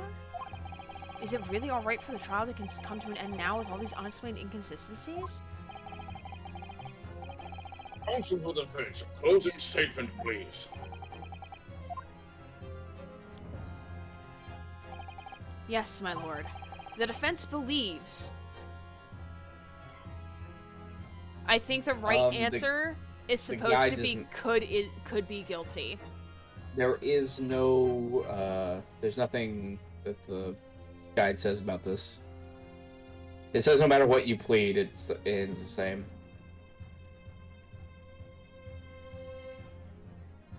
Alright, I'm gonna plead could be guilty. Because I feel like because there's the possibility of like these inconsistencies that he could be guilty. As much as like I don't know what the outcome's gonna be, but if it's the same then. I'm here in this courtroom today to advocate for the defense of my client, Mr. McGilden. However, at this moment in time, I cannot in all good conscience attest fully to the defendant's innocence. What are you saying, man? Without any question, there is no conclusive evidence to prove that the defendant is guilty. However, there is also no conclusive evidence to prove that he is innocent. Good gracious me! Order, order! This is unprecedented behavior, counsel. That's what I am here for. A defense lawyer calling the accused innocence into question. Are you of sound mind?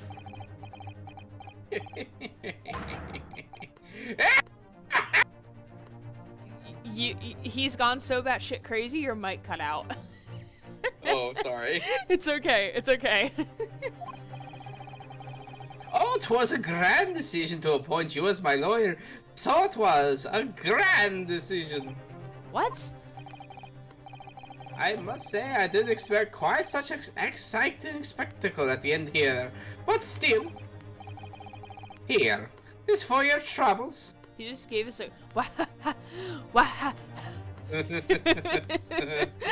it! I thought I did a good job. You did, like, it sounded like it was a good job. It just, like, I think the mic cut out because it got too loud. Probably. I got too close to it too. Probably. That's probably why. Like, you can't be loud, bitch.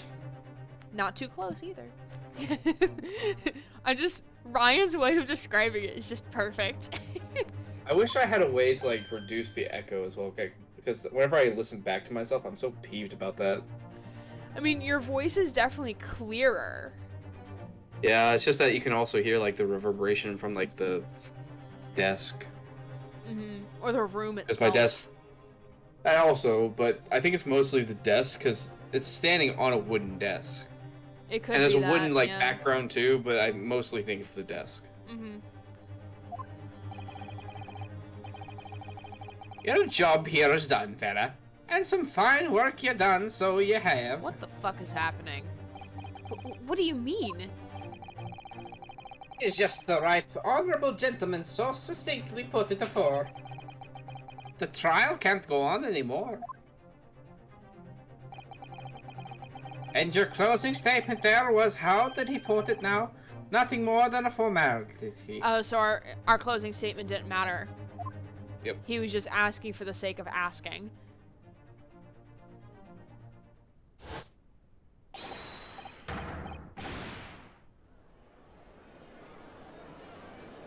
He's definitely fucking guilty. I really don't know what to make of all this. Was the evidence we've seen genuine, or was it fake? His lordship would be fuming. Any unsightly rubbish should be disposed of promptly, as I said. She's still angrily typing. The sticky rich are always guilty of something. You mark my words. Watch him be the killer. I feel terribly ashamed that I ever doubted that lovely man who gave us that lovely park.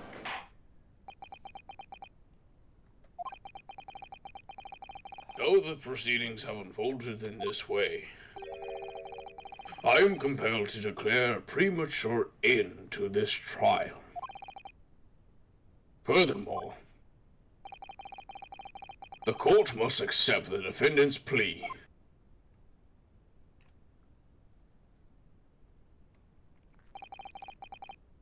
I thank you kindly, my lord.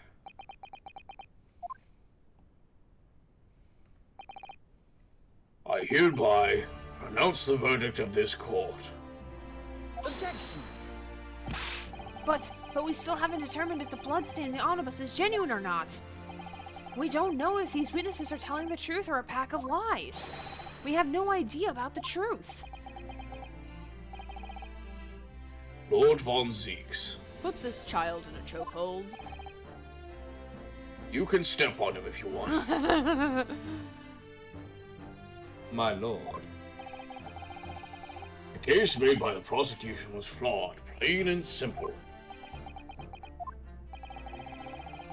If indeed the omnibus presented as evidence was tampered with, the prosecution is at fault for allowing such a disgraceful perversion of justice to take place. My sincerest apologies, my lord. Objection! But wait! When we were evacuated from the courtroom, Van Zeeks ordered the evidence to be secured. I'm afraid the prosecution cannot shun responsibility in this manner. That's so unfair. The culpability of the defendant has not, at the present time, been established by this court. Consequently, the jury will not be required to pre-offer judgment. What?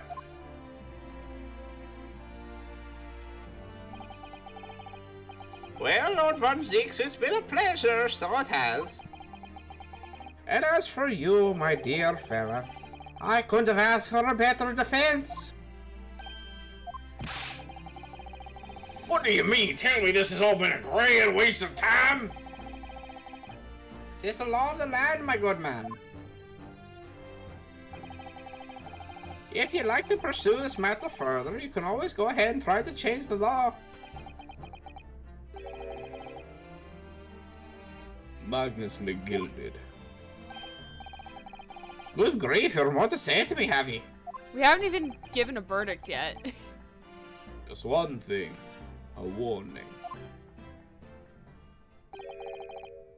This is far from over. He's gonna come back into court, isn't he? I'm going to drink your blood when you sleep tonight. Well, something to be looking forward to then.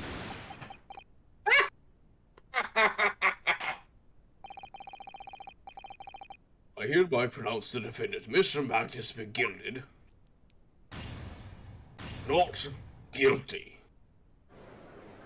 Wow, confetti coming from anywhere. I didn't realize they had confetti in this time. People- Look, they have pyrotechnics! People seem very concerned. Yeah.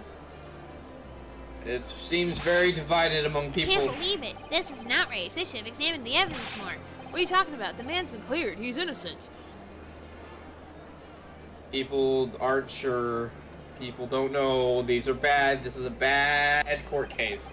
With the courtroom in pandemonium for the second time that day, the judge delivered his verdict, and my first ever trial in Great Britain came to an abrupt end, with the defendant being found not guilty, ostensibly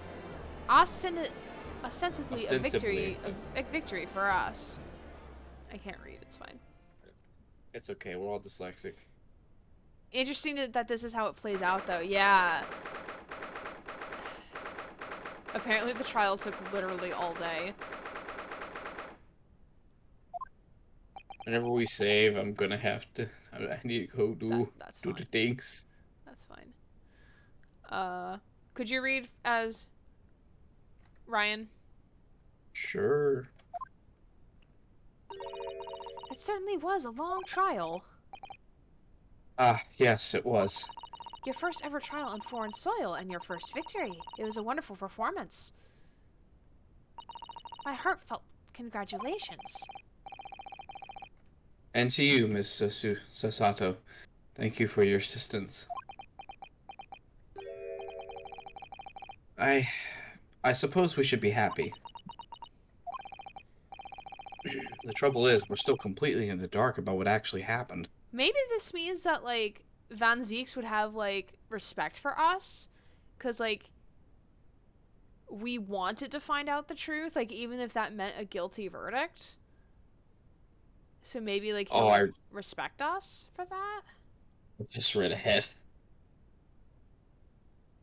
Why would you do that to yourself? Because I wanted to know at what point was it going to end, and it just spoiled something for me, so let's keep going. Well, we didn't have enough time. Isn't it wrong? I mean, who was actually responsible for Mr. Mason's death? Yeah, that's actually the most concerning part, is that no one was charged. Yeah, there's no one charged with the death. He was killed, but no one was charged, so it feels like a lack of justice. Yeah.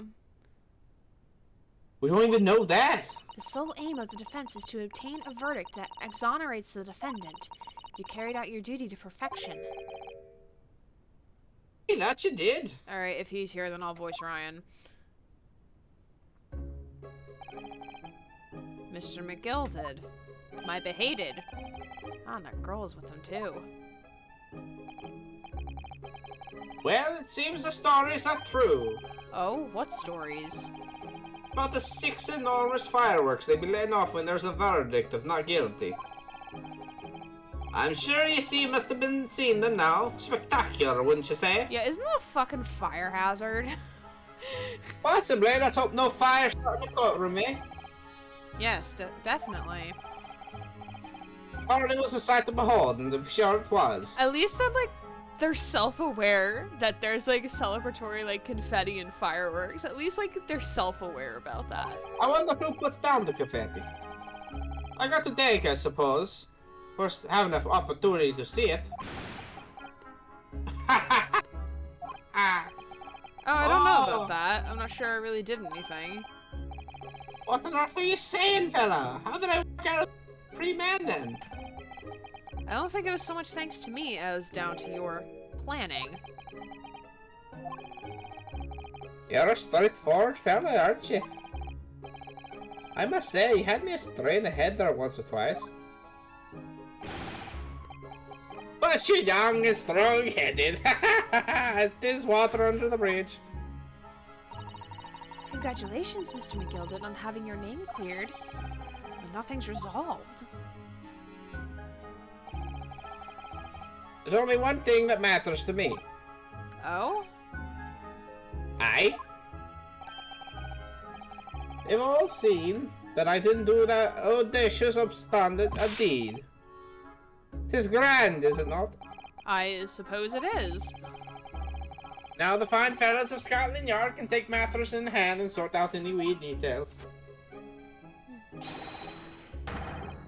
They'll see it for what it is. They'll get to the truth.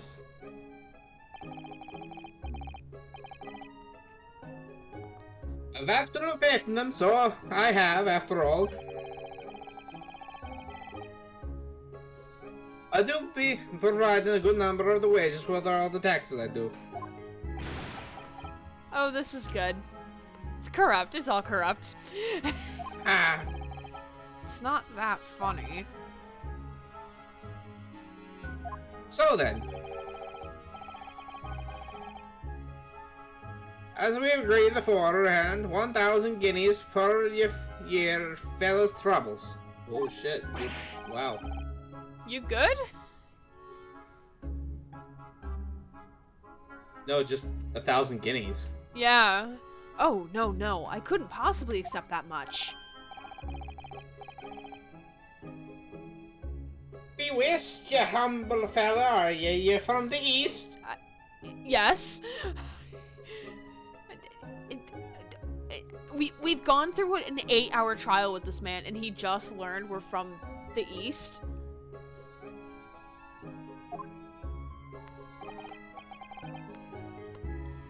Well, if you insist. But have this, still and all. You deserve a reward. Hi, Simbel. Thank you for the moo. How are you? Mr. McGilded, Magnus McGilded. Everything is ready, sir, if you'd like to follow me into the court. Into the courtroom. What's this, officer? 'Tis sooner than I was led to believe.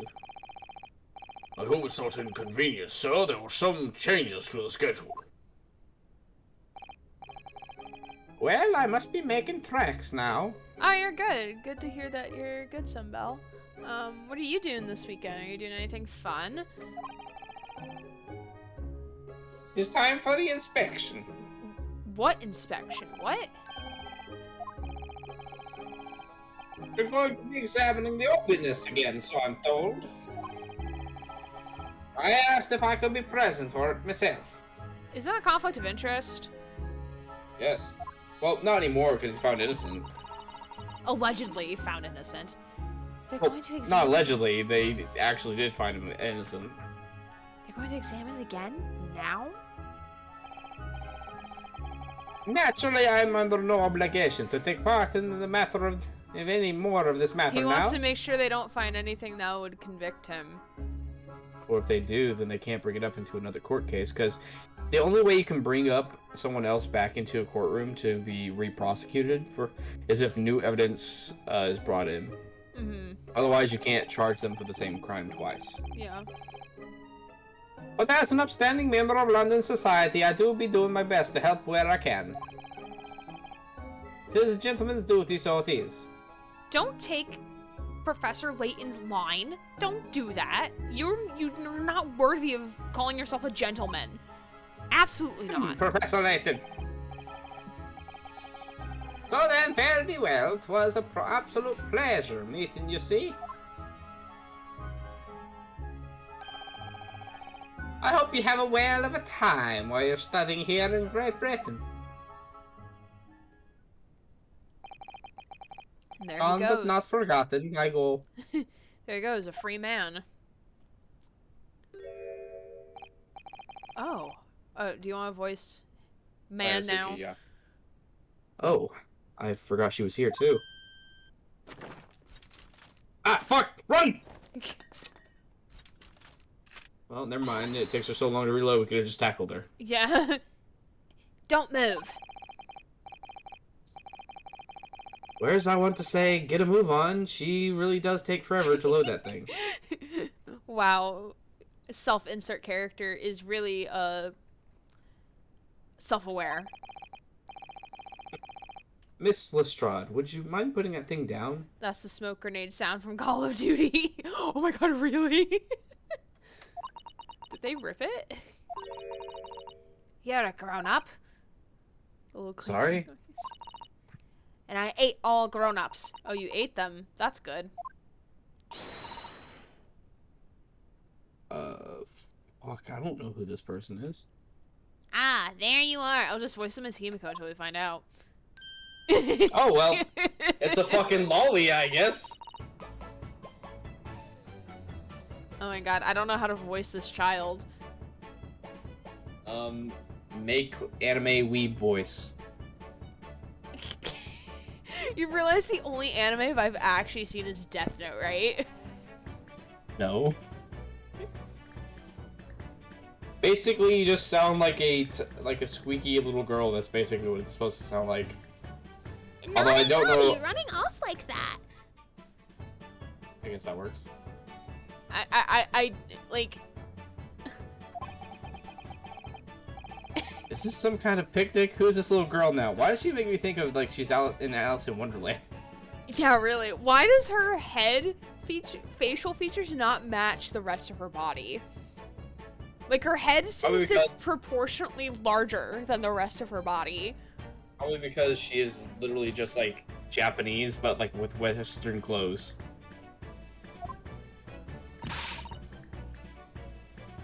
And taking you with that as well. I was looking forward to the trial run of my experimental smoke grenade launcher. Ha! Oh fuck, she's got a bigger one. She's got a bazooka. She's got a rocket launcher. Everyone run. Oh, do you want to play? You won't beat me. Grr. Excuse me, but who are you? Oh, good day to you. I'm, well, the inventor, I suppose, of that machine. The inventor? Well, normal smoke... I can literally do the Monami voice. Oh my god. Yeah, you could. I'm Manami. Okay. Well, normal smoke grenades are so dull, don't you agree? White, white, and more white. If you have to be shrouded in smoke, it could be at least a pretty color, I thought to myself. Do we have to be shrouded in smoke, though? At all? I just took my eyes off of it for a moment whilst I was changing onto a different omnibus, and she pinched it. Luckily, I fitted it with a telegraphic beacon. What? Hello, what's it? What? I have no idea what this girl is talking about. Anyway, you're coming with me now. Back to my laboratory. What? What for? To apologize, of course, silly, to my technician. What? You mean say sorry? You must say sorry when you... You must say sorry when you've done something wrong. Surely an adult has told you that before. An adult? Going back and forth between voices is very difficult. Oh my god. Yeah, it is, isn't it?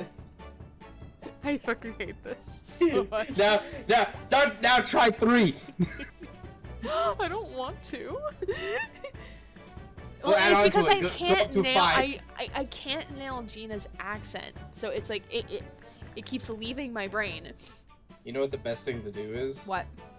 Practice. I don't want to. I don't want to. I don't want to practice.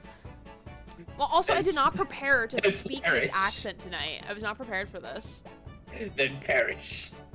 Fine, I will. I'm dead. I died. Okay. The end. Alright, guys, it's been a fun stream. Unfortunately, I can't end it, so I guess it's just gonna be until Ryan fixes it. I don't know. Ryan gets on a train for 3 hours to come and end my stream. He would have to somehow break into my apartment, though, because I have both keys. We just call the cops and show you your stream, because you wouldn't be ending it. That is very true. An adult? I don't listen to no adults. Climb through your window now. Which one? I have several. You should climb through the balcony. That should be the easiest one. Come along then, follow me. Fine, have it your way. Excuse me. Oh, good. You see, I knew you want to do the right thing in the end. Especially when I'm putting a fucking rocket launcher in your face. I'm fairly sure that's what she wants, is to not get shot by that massive gun of yours.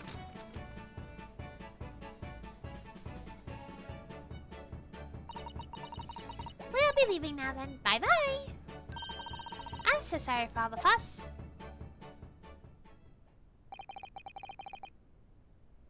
She was a lively one.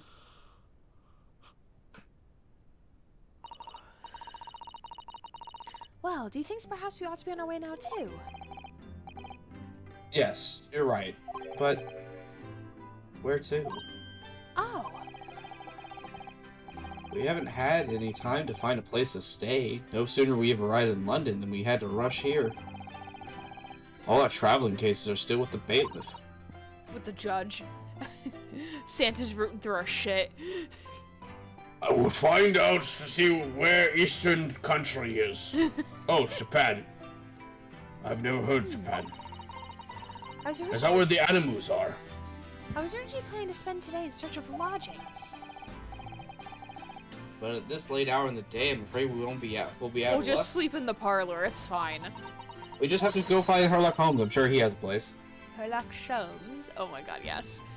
Don't worry, I can't wait until I can voice Sherlock Holmes again. Oh my god, I love. Don't worry though, I have a plan. The worst comes to worst. I like how.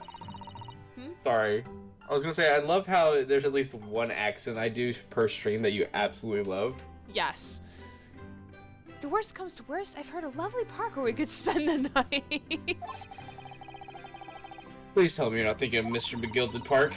I know it'll be a little chilly at this time of year, but our youthfulness will see us through. Oh my god, Susan. I don't want to live like a bum. no. I'm not so sure about that. Extra, extra, read all about it. 2 Japanese exchange students froze in the park overnight. Extra, extra, read all about it. 2 Asians found in park homeless again. Again? Hey, I think I found a midwinter London night will freeze a young person solid just as easily as an elderly person. Oh my god, you made her fucking cry. How dare you? Oh, I can't dear. believe you did this. That doesn't sound agreeable. Now I'm starting to regret turning Mr. McGilded down. To be fair, apparently you would be fucking indebted to him for a while now. Yeah. That 1,000 guineas would have paid for a lovely warm room or mansion.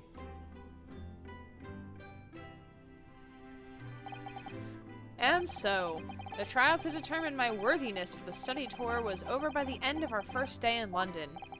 However, as we were soon to learn, there were more trying times ahead. Just as the Reaper of the Bailey had warned, the case was far from over.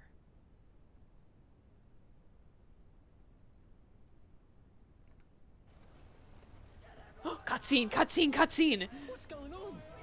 Get the fire brigade! Bring water, quick! Oh my god, it was set on fire. How did this happen? I don't know, sir. By the time I got here, it was already. Oh my god, it's No Gumshoe! one was supposed to be allowed in here before we started investigating. Oh my god, please tell me the Reaper of the Bailey isn't in there. Oh, good God! There's someone in there. Judge! Oh, it's the judge! No, he's coming into the courtroom. This can't be. Oh, he has a scar on his face. Oh my god, he's literally Locust. What the hell was in the fucking carriage, though? Who? The real killer?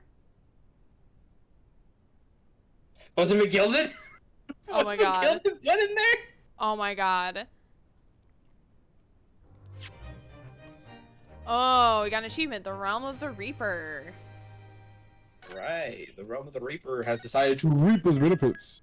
Oh my god, that was a twist. Seeing